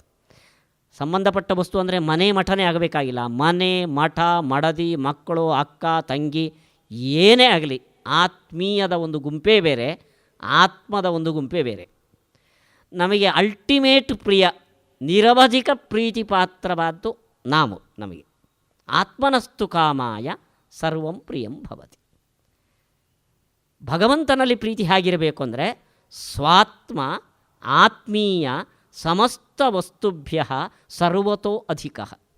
ನಮ್ಮನ್ನು ನಾವು ಮರೆತು, ನಮ್ಮದನ್ನು ಮರೆಯೋದು ಬಿಡ್ರಿ, ನಮ್ಮನ್ನು ನಾವು ಮರೆತು ನಗಣ್ಯವನ್ನಾಗಿ ಮಾಡಿ ನೀನು ಬಿಟ್ಟರೆ ಮತ್ತೊಂದು ಇಲ್ಲ ಅನ್ನೋ ಮಟ್ಟದ ಪ್ರೀತಿ ಏನಿದೆಯೋ ಇದನ್ನು ಸುದೃಢ ಅಂತ ಕರೀತಾರೆ. ಇಂಥ ಸ್ನೇಹ ನಮಗೆ ಕೆಲವೊಮ್ಮೆ ಬರುತ್ತೆ. ನಾವು ಲಾಟ್ರಿ ಟಿಕೆಟ್ ಪರ್ಚೇಸ್ ಮಾಡಿ ಗಣೇಶನ ಮುಂದೆ ಇಟ್ಟು ಪೂಜೆ ಮಾಡಿ ಅದಕ್ಕೆ ಒಂದು 4 ಲಕ್ಷ, ಇವತ್ತು ಕಡಿಮೆ ಅನ್ಬೋದು 1 ಕೋಟಿ ಲಾಟ್ರಿ ಎದ್ದರೆ ಬಹಳ ದೃಢವಾದ ಸ್ನೇಹ ಬರ್ತದೆ ಗಣಪತಿ ಮೇಲೆ. ಆದರೆ ಬಂದ ಹಣ 1 ವಾರದಲ್ಲಿ ರಾತ್ರಿ ಕಳ್ಳರು ಕದ್ಕೊಂಡು ಹೋದರೆ ಅಷ್ಟು ಸಿಟ್ಟು ಬರುತ್ತೆ ಗಣಪತಿ ಮೇಲೆ. ಇದು ಸ್ವಾರ್ಥದ ಸ್ನೇಹ. ಇದು ಅದಕ್ಕೆ ಅದರಲ್ಲಿ ಸೇರಿಸಿದ್ದು ಸುದೃಢ ಸ್ನೇಹದಲ್ಲಿ ಇನ್ನೊಂದು ಅಂಶ ಸೇರಿಸಿದ್ರು, ಅಂತರಾಯ ಸಹಸ್ರೇಣಾಪಿ ಅಪ್ರತಿಬದ್ಧ ಅಂತ. ಯಾವುದೇ ತಡೆ ಬಂದರೂ ನಿಲ್ಲದ ಸ್ನೇಹ ಅಂತ. ಅಂತರಾಯ ಅಂದರೆ ವಿಘ್ನ. ಅದಕ್ಕೆ ತೊಂದರೆಗಳು 100 ಬರಲಿ 1000 ಬರಲಿ, ಅಪ್ರತಿಬದ್ಧ ಪ್ರೇಮ ಪ್ರವಾಹ ಭಕ್ತಿ ಅಂತ. ಹೀಗೆ ಮಹಾತ್ಮ್ಯ ಜ್ಞಾನ ಅಂದರೆ ದೇವರು ಬಿಟ್ಟರೆ ಅವನಂಥ ವ್ಯಕ್ತಿ ಪ್ರಪಂಚದಲ್ಲಿ ಮತ್ತೊಬ್ಬನಿಲ್ಲ ಅನ್ನೋ ಜ್ಞಾನ. ಅವನಲ್ಲಿರುವ ಸುದೃಢವಾದ ಸ್ನೇಹ ಅಂದರೆ ಆತ್ಮೀಯ ವಸ್ತುಗಳನ್ನು ಮೀರಿದ, ಯಾವುದೇ ತೊಂದರೆಗಳಿಗೆ ಒಳಗಾಗದ ಪ್ರೇಮದ ಪ್ರವಾಹ. ಅದನ್ನು ಭಕ್ತಿ ಅಂತ ಕರೆದಿದ್ದಾರೆ. ಈ ಭಕ್ತಿ, ಇದನ್ನು ಪರಮಭಕ್ತಿ ಅಂತ ಕರೀತಾರೆ. ಈ ಭಕ್ತಿ ಈಗಾಗಲೇ ರಾಮಸ್ವಾಮಿ ಅವರು ಹೇಳಿದರು ಆರಂಭದಲ್ಲಿ, ಈ ಕೊನೆ ಹಂತದ ಭಕ್ತಿ ಅಂತ ಕರೀತಾರೆ. ಶ್ರವಣ ಮನನ ಧ್ಯಾನ ಇದಾದ ಮೇಲೆ ಭಗವಂತನ ಅಪರೋಕ್ಷ ಆದರೆ, ಅಪರೋಕ್ಷದ ನಂತರ ಹುಟ್ಟುವ ಭಕ್ತಿ ಏನಿದೆಯೋ ಅದು ಅಂತರಾಯ ಸಹಸ್ರೇಣಾಪಿ ಅಪ್ರತಿಬದ್ಧ ಪ್ರೇಮ ಪ್ರವಾಹ. ಅದುವರೆಗೆ ನೀವು 10 ದಿನ ನಿರಂತರ ಗೋಖಲೆ ಇನ್ಸ್ಟಿಟ್ಯೂಟಿಗೆ ಬಂದು ಭಾಷಣ ಅಧ್ಯಾತ್ಮ ಪ್ರವಚನವನ್ನು ಕೇಳಿ ದೇವರ ಮೇಲೆ ಮಹಾತ್ಮ ಬುದ್ಧಿಯ ಜೊತೆಗೇನು ಸ್ನೇಹ ಹುಟ್ಟುತ್ತೋ ಅದು ಅಂತರಾಯ ಸಹಸ್ರೇಣಾಪಿ ಅಪ್ರತಿಬದ್ಧ ಅಲ್ಲ. ಒಂದು ವಸ್ತುವನ್ನು ಕೇಳಿದಾಗ ಆ ವಸ್ತುವಿನ ಮೇಲೆ ಎಷ್ಟು ಸ್ನೇಹ ಬೆಳೀಬೋದೋ, ಆ ವಸ್ತುವನ್ನು ನೋಡಿದಾಗ ಅದರ ಅದ್ಭುತ ವ್ಯಕ್ತಿತ್ವ ನಮ್ಮ ಕಣ್ಣ ಮುಂದೆ ಬಂದಾಗ ಹುಟ್ಟುವ ಸ್ನೇಹ ಅದು ಬೇರೆಯದು. ಅದನ್ನು ನಿಜವಾದ ಇಂಥ ಭಕ್ತಿ, ಅಂತರಾಯ ಸಹಸ್ರೇಣಾಪಿ ಅಪ್ರತಿಬದ್ಧವಾದ ಒಂದು ಭಾವ ನಮಗೆ ಬರೋದಕ್ಕೆ ಸಾಧ್ಯವಾಗೋದು ಭಗವಂತನ ಅಪರೋಕ್ಷ ಜ್ಞಾನದ ಅನಂತರ ಅಂತ ಹೇಳ್ತಾರೆ. ಇದಕ್ಕೋಸ್ಕರ ನಮ್ಮ ಅಧ್ಯಾತ್ಮ ಸಾಧನೆಯಲ್ಲಿ ದರ್ಶನ ತ್ರಯಗಳಲ್ಲಿ ಒಂದು ದರ್ಶನ ಭಕ್ತಿಗೆ ಸಬ್ಸ್ಟಿಟ್ಯೂಟಾಗಿ, ಪ್ರತಿನಿಧಿಯಾಗಿ ಇನ್ನೊಂದು ಸಾಧನೆಯನ್ನು ಕಲ್ಪಿಸಿಕೊಂಡಿದ್ದಾರೆ. ಇಂಥ ಭಕ್ತಿ ನಮಗೆ ಬರೋದಕ್ಕೆ ಸಾಧ್ಯನ ನಾವೇ ಯೋಚನೆ ಮಾಡಿಕೊಳ್ಳೋಣ. ನಮ್ಮ ಮನೆ ಮಠ ನಮ್ಮನ್ನೂ ಮರೆತು ನಾವು ದೇವರು ಬೇಕು ಅಂತ ಹೇಳುವಂಥ ಒಂದು ತಾದಾತ್ಮ್ಯ ನಮ್ಮಲ್ಲಿ ಇರೋದಕ್ಕೆ ಸಾಧ್ಯ ಇಲ್ಲ. ಅದು ನಮಗಾಗಿ ದೇವರು ಹೊರತು ದೇವರಿಗಾಗಿ ನಾವು ಅಂತ ಎಣಿಸುವ ಒಂದು ನಿಸ್ವಾರ್ಥ ಭಾವ ನಮಗೆ ಪ್ರಪಂಚದಲ್ಲಿ ಇರುವಷ್ಟು ಕಾಲ ಬರೋದಕ್ಕೆ ಸಾಧ್ಯ ಇಲ್ಲ. ಇದಕ್ಕೋಸ್ಕರ ಇಂಥ ಒಂದು ಭಕ್ತಿ ನಮ್ಮಲ್ಲಿ ಬರೋದಕ್ಕೆ, ಸಾಮಾನ್ಯ ಜನರಕ್ಕೆ ಬರೋದಕ್ಕೆ ಸಾಧ್ಯ ಇಲ್ಲ ಅಂದ್ಕೊಂಡು ಭಕ್ತಿಯ ಸ್ಥಾನದಲ್ಲಿ ಪ್ರಪತ್ತಿ ಅಂತ ಸಾಮಾನ್ಯ ಜನರ ದೃಷ್ಟಿಯಿಂದ ಒಂದು ಸಾಧನವನ್ನು ಬಳಸಿಕೊಂಡಿದ್ದಾರೆ. ಹೀಗೆ ಈ ಪರಮಭಕ್ತಿ ಶ್ರವಣಮನನ ಧ್ಯಾನಗಳಿಂದ ಭಗವಂತನ ಅಪರೋಕ್ಷವಾದಾಗ ಅವನ ಅದ್ಭುತ ವ್ಯಕ್ತಿತ್ವವನ್ನು ನೋಡಿದಾಗ ಹುಟ್ಟುವ ಸ್ನೇಹಧಾರೆ ಏನಿದೆಯೋ ಮಹಾತ್ಮ್ಯ ಜ್ಞಾನಪೂರ್ವಕವಾದ್ದು, ಅದು ಪರಮಭಕ್ತಿ. ಆ ಭಕ್ತಿಯ ಜೊತೆಯಲ್ಲಿ ಅವನು ಮಾಡಿದ ಉಪಾಸನೆ ಅದು ಭಗವಂತನ ಪ್ರಸನ್ನತೆಗೆ ಕಾರಣವಾಗಿ ಇವನ ಉದ್ಧಾರಕ್ಕೆ ಕಾರಣವಾಗ್ತದೆ ಅಂತ ಇದು ವೇದಾಂತದ ನಿರೂಪಣೆ. ಇದು ಇಂಥ ಭಕ್ತಿ ಇರೋದಕ್ಕೆ ಸಾಧ್ಯವೋ ಅನ್ನೋದಕ್ಕೆ ಒಂದೆರಡು ಉದಾಹರಣೆಗಳು ಭಾಗವತದಲ್ಲಿ ಬರ್ತವೆ. ಭಾಗವತ ಅನ್ನೋದು ಅದು ಭಕ್ತಿ ಸಾಹಿತ್ಯ. ಅದನ್ನು ವೇದವ್ಯಾಸರು ಬರೆದಿದ್ದೇ ಅದಕ್ಕೋಸ್ಕರ. ರಸಮಾಲಯಂ ಅಂತ ಅದು ಪೂರ್ಣ ಒಂದೊಂದು ಶ್ಲೋಕದಲ್ಲೂ ಭಕ್ತಿರಸ ಪ್ರಧಾನವಾದ ಒಂದು ಗ್ರಂಥ ಅಂತ. ಅಲ್ಲೊಂದು ಉದಾಹರಣೆಯನ್ನು ವೇದವ್ಯಾಸರು ನಮಗೆ ಇಟ್ಟಿದ್ದಾರೆ ನೋಡಿರಿ. ಈ ಭಾವನೆ ನಮಗೆ ಮಾರ್ಗದರ್ಶಕವಾಗಿ ನಿಂತರೆ ನಮ್ಮಲ್ಲಿ ಭಾವನೆಯಲ್ಲಿ ತುಂಬ ಸುಧಾರಣೆ ಆಗೋದಕ್ಕೆ ಸಾಧ್ಯ ಅನ್ನೋದಕ್ಕೋಸ್ಕರ ಇದರ ಪ್ರಸ್ತಾಪವನ್ನು ಮಾಡ್ತೀನಿ ನಾನು. ಕುಂತಿ ಅವಳು ಒಂದು ಹೆಣ್ಣಿನ ಉದಾಹರಣೆಯನ್ನು ವೇದವ್ಯಾಸರು ಕೊಟ್ಟಿದ್ದಾರೆ ಪ್ರಥಮ ಸ್ಕಂದದಲ್ಲಿ. ಅವಳಿಗೆ ಮಹಾಭಾರತದ ಯುದ್ಧ ಮುಗಿದಾಗ ಸಾಧಾರಣ ಒಂದು 90ರ ಗಡಿ ದಾಟಿದ್ದಾಳೆ ಅವಳು. ಮಕ್ಕಳನ್ನು 17 ವರ್ಷದವರೆಗೆ ಅವಳು ಕಾಡಿನಲ್ಲಿ ಸಾಕಿ ಮತ್ತೆ ಋಷಿಗಳ ಜೊತೆಯಲ್ಲಿ ಅರಮನೆಗೆ ತಂದಾಗ ಕೆಲವು ವರ್ಷಗಳವರೆಗೆ ರಾಜ್ಯಭಾರವನ್ನು ಮಾಡಿ 13 ವರ್ಷ ರಾಜ್ಯ ಬಿಟ್ಟು ಕಾಡಿನಲ್ಲಿ ತಿರುಗುವಂಥ ಪರಿಸ್ಥಿತಿ ಬಂತು. ಮಹಾಭಾರತದ ಯುದ್ಧ ನಡೆಯಿತು, ಮಕ್ಕಳಿಗೆ ರಾಜ್ಯ ಪ್ರಾಪ್ತಿ ಆಯಿತು. ಇವಾಗ ಕುಂತಿ ಏನು ಕೇಳಬೇಕು? ಕೃಷ್ಣ ದ್ವಾರಕೆಗೆ ಹೊರಟು ನಿಂತಿದ್ದಾನೆ. ಆವಾಗ ಕೃಷ್ಣ ಹೇಳ್ತಾನೆ ಕುಂತಿಗೆ, ನಾನು ಹೊರಟಿದ್ದೇನೆ, ನಿನಗೆ ಏನಾದರೂ ಕೇಳೋದಿದ್ದರೆ ಕೇಳು ಅಂತ ನನ್ನಲ್ಲಿ. ಅಂದರೆ ಅವನು ಆತ್ಮೀಯನಾಗಿ ಬಂದಿಲ್ಲ, ದೇವನಾಗಿ ಕುಂತಿಯ ಮುಂದೆ ನಿಂತ. ನಾನು ಹೊರಡ್ತಾ ಇದ್ದೇನೆ ಅಮ್ಮ, ನಿನಗೇನಾದರೂ ವರ ಬೇಕಾದರೆ ಕೇಳು ಅಂತ. ಕುಂತಿಯ ಸ್ಥಾನದಲ್ಲಿ ನೀವು ಇದ್ದರೆ ಏನು ಕೇಳ್ತಾ ಇದ್ದವು? 13 ವರ್ಷ ನನ್ನ ಮಕ್ಕಳನ್ನು ಬಳಿಯಲ್ಲಿ ಇಲ್ಲದೆ ಕಾಡಿಪಾಲಾಗಿ ತುಂಬ ವ್ಯಥೆಪಟ್ಟಿದ್ದೇನೆ, ಮಕ್ಕಳಿಗೆ ರಾಜ್ಯ ಬಂದಿದೆ, ಇನ್ನೊಂದು 10,000 ವರ್ಷಗಳ ಕಾಲ ನನ್ನ ಮಕ್ಕಳ ಜೊತೆಯಲ್ಲಿ ಇರುವ ಭಾಗ್ಯವನ್ನು ಕೊಡು ಅಂತ ಕಲ್ಪವೃಕ್ಷ ಅವನು ನಿಂತಿದ್ದಾನೆ. ಏನಕ್ಕೆ ಬೇಕಾದರೂ ಕೊಡ್ತಾನೆ ಅವನು, ಹ್ಞೂ ಅಂತಾನೆ ಅವನು. ಈ ಸಂದರ್ಭ ಇತ್ತು. ಆದರೆ ಕುಂತಿ ಮಾಗಿದ ವಯಸ್ಸು ಅವಳೇನು ವರ ಕೇಳ್ತಾಳೆ ಗೊತ್ತಾ? ಅಥ ವಿಶ್ವೇಶ ವಿಶ್ವಾತ್ಮನ್ ವಿಶ್ವಮೂರ್ತೆ ಸ್ವಕೇಶು ಮೇ ಸ್ನೇಹ ಪಾಶ ಬಿಮಂ ಛಿಂದಿ ಧ್ರುವಂ ಪಾಂಡುಷು ವೃಷ್ಣಿಷು. ವಿಶ್ವೇಶ ವಿಶ್ವಾತ್ಮನ್ ವಿಶ್ವಮೂರ್ತೆ ಸ್ವಕೇಶು ಮೇ ಸ್ನೇಹ ಪಾಶ ಬಿಮಂ ಛಿಂದಿ ಪಾಂಡುಷು ವೃಷ್ಟಿಷು. ಆ ಅಮ್ಮ ಕೃಷ್ಣನ ಎದುರುಗಡೆ ನಿಂತ್ಕೊಂಡು ಏನು ಬೇಡಿದ್ರು ಅಂದರೆ, ಪಾಂಡವರ ಮೇಲೆ ನನ್ನ ಮಕ್ಕಳು ಅಂತ ನನಗೆ ಏನು ಅಭಿಮಾನ ಇದೆಯೋ ಅದನ್ನು ಕತ್ತರಿಸಿ ಹಾಕೋ ಅಂತ. ಸ್ವಾತ್ಮ ಆತ್ಮೀಯ ಸಮಸ್ತ ವಸ್ತುಭ್ಯ ಸರ್ವತೋಧಿಕ ಅನ್ನೋದಕ್ಕೆ ಉದಾಹರಣೆ ಇದು. ಒಂದು ಹೆಣ್ಣು ಕೃಷ್ಣನ ಮುಂದೆ ಅದುವರೆಗೆ ಮಕ್ಕಳನ್ನು ದೂರದಲ್ಲಿ ಕಳೆದುಕೊಂಡು ಕಾಡಿನಲ್ಲಿದ್ದವರು ಈಗ ರಾಜ್ಯಭಾರ ಬಂದಾಗ ರಾಜ್ಯದ ಸುಖದಲ್ಲಿ ನಾನು ರಾಜಮಾತೆಯಾಗಿ ಮೆರೆಯುವ ಭಾಗ್ಯ ಕೊಡು ಅಂತ ಕೇಳೋದನ್ನು ಬಿಟ್ಟು ಮಕ್ಕಳ ಜೊತೆ ಇದ್ದ ಸ್ನೇಹ ಪಾಶವನ್ನು ಕಡಿದು ಹಾಕು ಅಂತ ಕೇಳಿದ್ದಾನೆ. ಇದು ಕಲ್ಲಿನ ಮೂರ್ತಿಯನ್ನು ನಮ್ಮ ದೇವರ ಗುಡಿಯಲ್ಲಿಟ್ಟು ಕೈ ಮುಗಿದು ಮಾಡುವ ಪ್ರಾರ್ಥನೆ ಅಲ್ಲ. ದೇವರು ಸಾಕ್ಷಾತ್ತಾಗಿ ಕೃಷ್ಣ ನಿಂತಿದ್ದಾನೆ.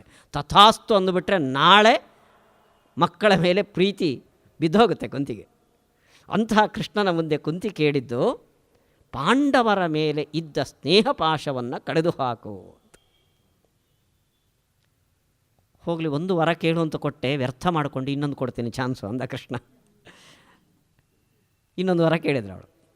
ತ್ವಯಿ ಮೇ ನನ್ಯ ವಿಷಯ ಮತಿ ಮಧುಪತೆ ಸಕೃತ್ ರತಿಮುದ್ವಹದ ದದ್ಧ ಗಾಂಗೇ ಓಘಂ ಉದನ್ವತಿ ಅಂದರು.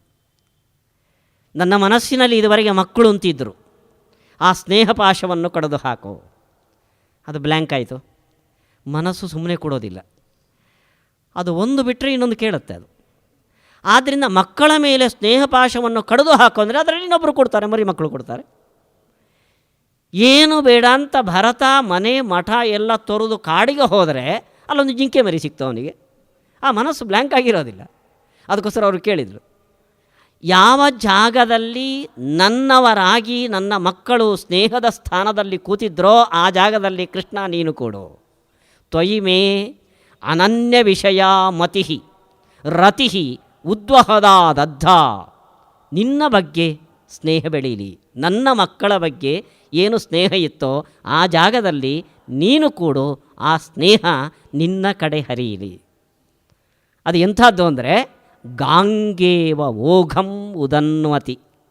ಎತ್ತರದ ಹಿಮಾಲಯದಿಂದ ಧುಮ್ಮಿಕ್ಕಿ ಹರಿಯುವ ಗಂಗೆಯ ಪ್ರವಾಹ, ಕಲ್ಲೋ ಮರನೋ ಬಂಡೆನೋ ಏನು ಸಿಕ್ಕಿದ್ರೂ ತಡೆ ಇಲ್ಲದೆ ಅದನ್ನು ಕೊಚ್ಚಿಕೊಂಡು ಸಮುದ್ರದ ಕಡೆಗೆ ಹರಿಯುವ ವೇಗದಂತೆ ನನ್ನ ಮನಸ್ಸಿನ ಸ್ನೇಹದ ವೇಗ ಅದು ನಿನ್ನ ಸಮುದ್ರವನ್ನು ಮುಟ್ಲಿ ಅಂತ.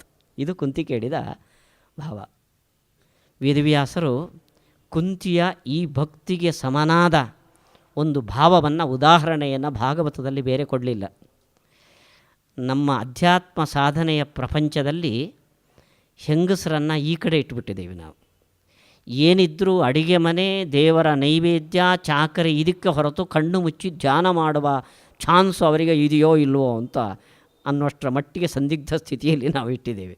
ಆದರೆ ವೇದವ್ಯಾಸರು ಭಕ್ತಿಗೆ ಉದಾಹರಣೆಯನ್ನಾಗಿ ಕುಂತಿ ಅಂತ ಒಂದು ಹಿರಿಯ ಹೆಣ್ಣು ಮಗಳನ್ನು ಕೊಟ್ಟರು. ಮಕ್ಕಳಲ್ಲಿ ಸ್ನೇಹವನ್ನು ಕಳೆದುಕೊಂಡು ಆ ಜಾಗದಲ್ಲಿ ಭಗವಂತನನ್ನು ಕೂಡಿಸಿ ಆ ಸ್ನೇಹ ಮಕ್ಕಳಿಗಿಂತಲೂ ಹೆಚ್ಚಾಗಿ ವೇಗದಿಂದ ನಿನ್ನ ಕಡೆ ಹರಿಯಲಿ ಅಂತ ಕೇಳಿದ ಒಬ್ಬ ಧೀರ ಮಹಿಳೆ ಅದು ಕುಂತಿ. ಇದು ಭಕ್ತಿಯ ಪರಾಕಾಷ್ಠತೆಗೆ ವೇದವ್ಯಾಸರು ಕೊಟ್ಟ ಉದಾಹರಣೆ. ಇಂಥದ್ದೇ ಭಾಗವತದಲ್ಲಿ ಇನ್ನೊಂದು ಬರ್ತದೆ ಸಂದರ್ಭ. ಅಲ್ಲಿ ನೋಡಿ, ನಮ್ಮ ನಿಮ್ಮಂಥ ಹಿರಿಯರನ್ನು ತರಲೇ ಇಲ್ಲ ಭಕ್ತಿಗೆ ಉದಾಹರಣೆಯನ್ನಾಗಿ ವೇದವ್ಯಾಸರು. ಅಕ್ರೂರನನ್ನು ತಂದರು. ಅಕ್ರೂರ ಕೃಷ್ಣನ ಭಕ್ತ. ಅವನು ಎಷ್ಟು ಭಕ್ತ ಅಂದರೆ, ಅವನು ಮೊದಲು ಕಂಸ ಕೃಷ್ಣನನ್ನು ಕರ್ಕೊಂಬ ಅಂತ ಕಳಿಸಿದ ಕೂಡಲೇ ಭಾವುಕನಾಗ್ಬಿಟ್ಟ. ಅವನು ಗೋಕುಲಕ್ಕೆ ಬಂದು ಆ ಗೋಕುಲದ ಮಣ್ಣಿನಲ್ಲಿ ಧೂಳಿನಲ್ಲಿ ಕೃಷ್ಣನ ಪಾದದ ಹೆಜ್ಜೆಯ ಗುರುತನ್ನು ನೋಡಿ ರಥದಲ್ಲಿದ್ದವ, ಕೃಷ್ಣನ ಪಾದ ಧೂಳಿಯ ಮೇಲೆ ರಥದಲ್ಲಿ ನಾನು ಹೋಗೋದು ಸರಿಯಲ್ಲ ಅಂತ ರಥದಿಂದ ದಬ್ಬ ಅಂತ ಹಾರಿ ಅದರಲ್ಲಿ ಹೊರಳಿಕೊಂಡು ಹೋದವನವನು, ಉರುಳು ಸೇವೆ ಮಾಡಿದವನವನು. ಆದರೆ ವೇದವ್ಯಾಸರು ಅವನ ಭಕ್ತಿ ಅದನ್ನೇನು ನಿರಾಕರಣೆ ಮಾಡಲಿಲ್ಲ. ಅದರ ಜೊತೆಯಲ್ಲಿ ಒಂದು ಸ್ವಾರ್ಥ ಇದೆ ಅಂತ ಅಕ್ರೂರನಲ್ಲಿ ತೋರಿಸಿಕೊಟ್ರು. ಸತ್ಯಭಾಮೆಯನ್ನು ಶ್ರೀಕೃಷ್ಣ ಮದುವೆಯಾದಾಗ, ತುಂಬ ಸುಂದರದ ಹೆಣ್ಣು ಹುಡುಗಿಯವಳು, ಸತ್ರಾಜಿತನನ್ನು ನಿನ್ನ ಮಗಳನ್ನು ನನಗೆ ಕೊಡು ಅಂತ ಕೇಳಿದವರಲ್ಲಿ ಅಕ್ರೂರನು ಒಬ್ಬ. ಆದರೆ ಎಲ್ರಿಗೂ ಬಿಟ್ಟು ಕೃಷ್ಣನಿಗೆ ಕೊಟ್ಟು ಮದುವೆ ಮಾಡಿದ. ಅದೊಂದು ಸಂದರ್ಭ, ಸೆಮಂತಮಣಿಯ ಸಂದರ್ಭದಲ್ಲಿ ಹಾಗೆ ಬಂತು. ನನಗೆ ಸಿಗಬೇಕಾದ ಹೆಣ್ಣನ್ನು ಕೃಷ್ಣನಿಗೆ ಕೊಟ್ಟ ಅಂತ ಕೃಷ್ಣನ ಮೇಲೆ ಭಕ್ತ ಅಕ್ರೂರ ಸಿಟ್ಟು ಮಾಡಿ ಶತಧನ್ವನನ್ನು ಪ್ರೇರಣೆ ಮಾಡಿ ಸತ್ರಾಜಿತನ ತಲೆ ಕಡಿಯೋದಕ್ಕೆ ಕಾರಣ ಆದ. ಇದು ನಮ್ಮ ನಿಮ್ಮ ಭಕ್ತಿಗೆ ಉದಾಹರಣೆ. ಆದರೆ ವೇದವ್ಯಾಸರು ಭಕ್ತಿಗೆ ಕೊಟ್ಟ ಉದಾಹರಣೆ ಒಂದು ಕುಂತಿ, ಹಿರಿಯ ಹೆಣ್ಣು ಮಗಳು. ಇನ್ನೊಂದು ಪ್ರಹ್ಲಾದ, 5 ವರ್ಷದ ಚಿಕ್ಕ ಬಾಲಕ. ಅಲ್ಲಿಗೆ ಆ ಮುಗ್ಧ ಮನಸ್ಸು ಯಾವ ರೀತಿಯಲ್ಲಿ ಭಗವಂತನ ಕಡೆಗೆ ಸ್ನೇಹ ಬೆಳೆಸಬಹುದೋ, ಒಂದು ಪ್ರಬುದ್ಧವಾದ ವಿವೇಕದ ವಿಚಾರವಂತಿಕೆಯ ಮನಸ್ಸು ಆ ರೀತಿಯ ಭಾವವನ್ನು ತಡೆಯುವುದು ಕಷ್ಟ ಅಂತ ಅನ್ನೋದನ್ನು ವೇದವ್ಯಾಸರು ಸೂಚನೆಯನ್ನು ಕೊಟ್ಟಿದ್ದಾರೆ. ಪ್ರಹ್ಲಾದ, ಅವನಿಗೋಸ್ಕರ ನರಸಿಂಹ ಇದುವರೆಗೆ ಇಲ್ಲದ ಒಂದು ಅದ್ಭುತವಾದ ರೂಪವನ್ನು ಧರಿಸಿಕೊಂಡು ಭಗವಂತ ಬಂದ. ಶತ್ರು ಸಂಹಾರ ಆಯಿತು. ಆದಮೇಲೆ ದೇವರು ಕೇಳದ, ಪ್ರಹ್ಲಾದ ನಿನಗೋಸ್ಕರ ಅವತರಿಸಿ ಬಂದಿದ್ದೇನೆ ನಾನು. ದೇವರು ಬಂದ ಮೇಲೆ ವರ ಕೇಳಬೇಕು. ಆದ್ದರಿಂದ ಭಕ್ತ, ನಿನಗೆ ಒಲಿದು ಬಂದಿರುವ ನನ್ನಿಂದ ಏನಾದರೂ ವರ ಕೇಳೋ ಅಂತ. ಇವಾಗ 5 ವರ್ಷದ ಪುಟ್ಟ ಬಾಲಕ ಅವನೇನಂತಾನೆ ಗೊತ್ತಾ? ತ್ವಂಚ ಸ್ವಾಮೀ ಅಹಂ ತ್ವಕಾಮಸ್ತ್ವದ್ಭಕ್ತ ತ್ವಂಚ ಸ್ವಾಮೀ ಅನಪಾಶ್ರಯ. ಸ್ವಾಮಿ ಭೃತ್ಯ ಭಾವಕ್ಕೆ, ದಾಸ್ಯದ ಭಕ್ತಿಗೆ ನಿನ್ನ ಉದಾಹರಣೆ. ನನ್ನ ದಾಸ್ಯದಿಂದ ನಾನು ಸೇವೆ ಮಾಡೋದರಿಂದ ನಿನಗೆ ಲಾಭ ಇಲ್ಲ, ನಿನ್ನ ಸೇವೆಯನ್ನು ನಾನು ಬಯಸೋದರಿಂದ ನನಗೆ ಸ್ವಾರ್ಥ ಇಲ್ಲ. ಅಹಂತು ಅಕಾಮಸ್ತ್ವದ್ಭಕ್ತ. ನಿನ್ನನ್ನು ನಾನು ಸೇವೆ ಮಾಡೋದು, ಅರಸೋದು, ಪೂಜೆ ಮಾಡೋದು, ಧ್ಯಾನ ಮಾಡೋದು, ಸ್ಮರಣೆ ಮಾಡೋದು, ಅದನ್ನು ಕೊಡು ಇದನ್ನು ಕೊಡು, ಗ್ರಹಚಾರ ಪರಿಹಾರ ಮಾಡು ಅಂತಲ್ಲ. ನೀನು ಬೇಕು ನನಗೆ, ನೀನು ನನಗೆ ಸ್ವಾಮಿ. ಸ್ವಾಮಿ ಭೃತ್ಯನಿಂದ ಆ ಸೇವೆ ಈ ಸೇವೆ ಅಂತ ಬಯಸ್ತಾನೆ. ನೋಡೋ ಕಾಲು ನೋವಾಗಿದೆ ಸ್ವಲ್ಪ ಒತ್ತೋ ಅಂತ. ಕಾಲು ನೋವಾಗಿದೆ ಅಂತ ಒತ್ತಿಸಿಕೊಳ್ಳುವ ಸ್ವಾಮಿಯೂ ಅಲ್ಲ, ನಿನಗೆ ಕಾಲು ನೋವೇ ಇಲ್ಲ. ತ್ವಂಚ ಸ್ವಾಮೀ ಅನಪಾಶ್ರಯ. ನೀನು ಭಕ್ತರಿಂದ ಏನನ್ನೂ ಬಯಸದ ತುಂಬಿದ ಕೊಡ. ನಾನು ದೇವರಿಂದ ಸ್ವಾರ್ಥವನ್ನು ಬಯಸದ ನಿಷ್ಕಾಮ ಭಕ್ತ.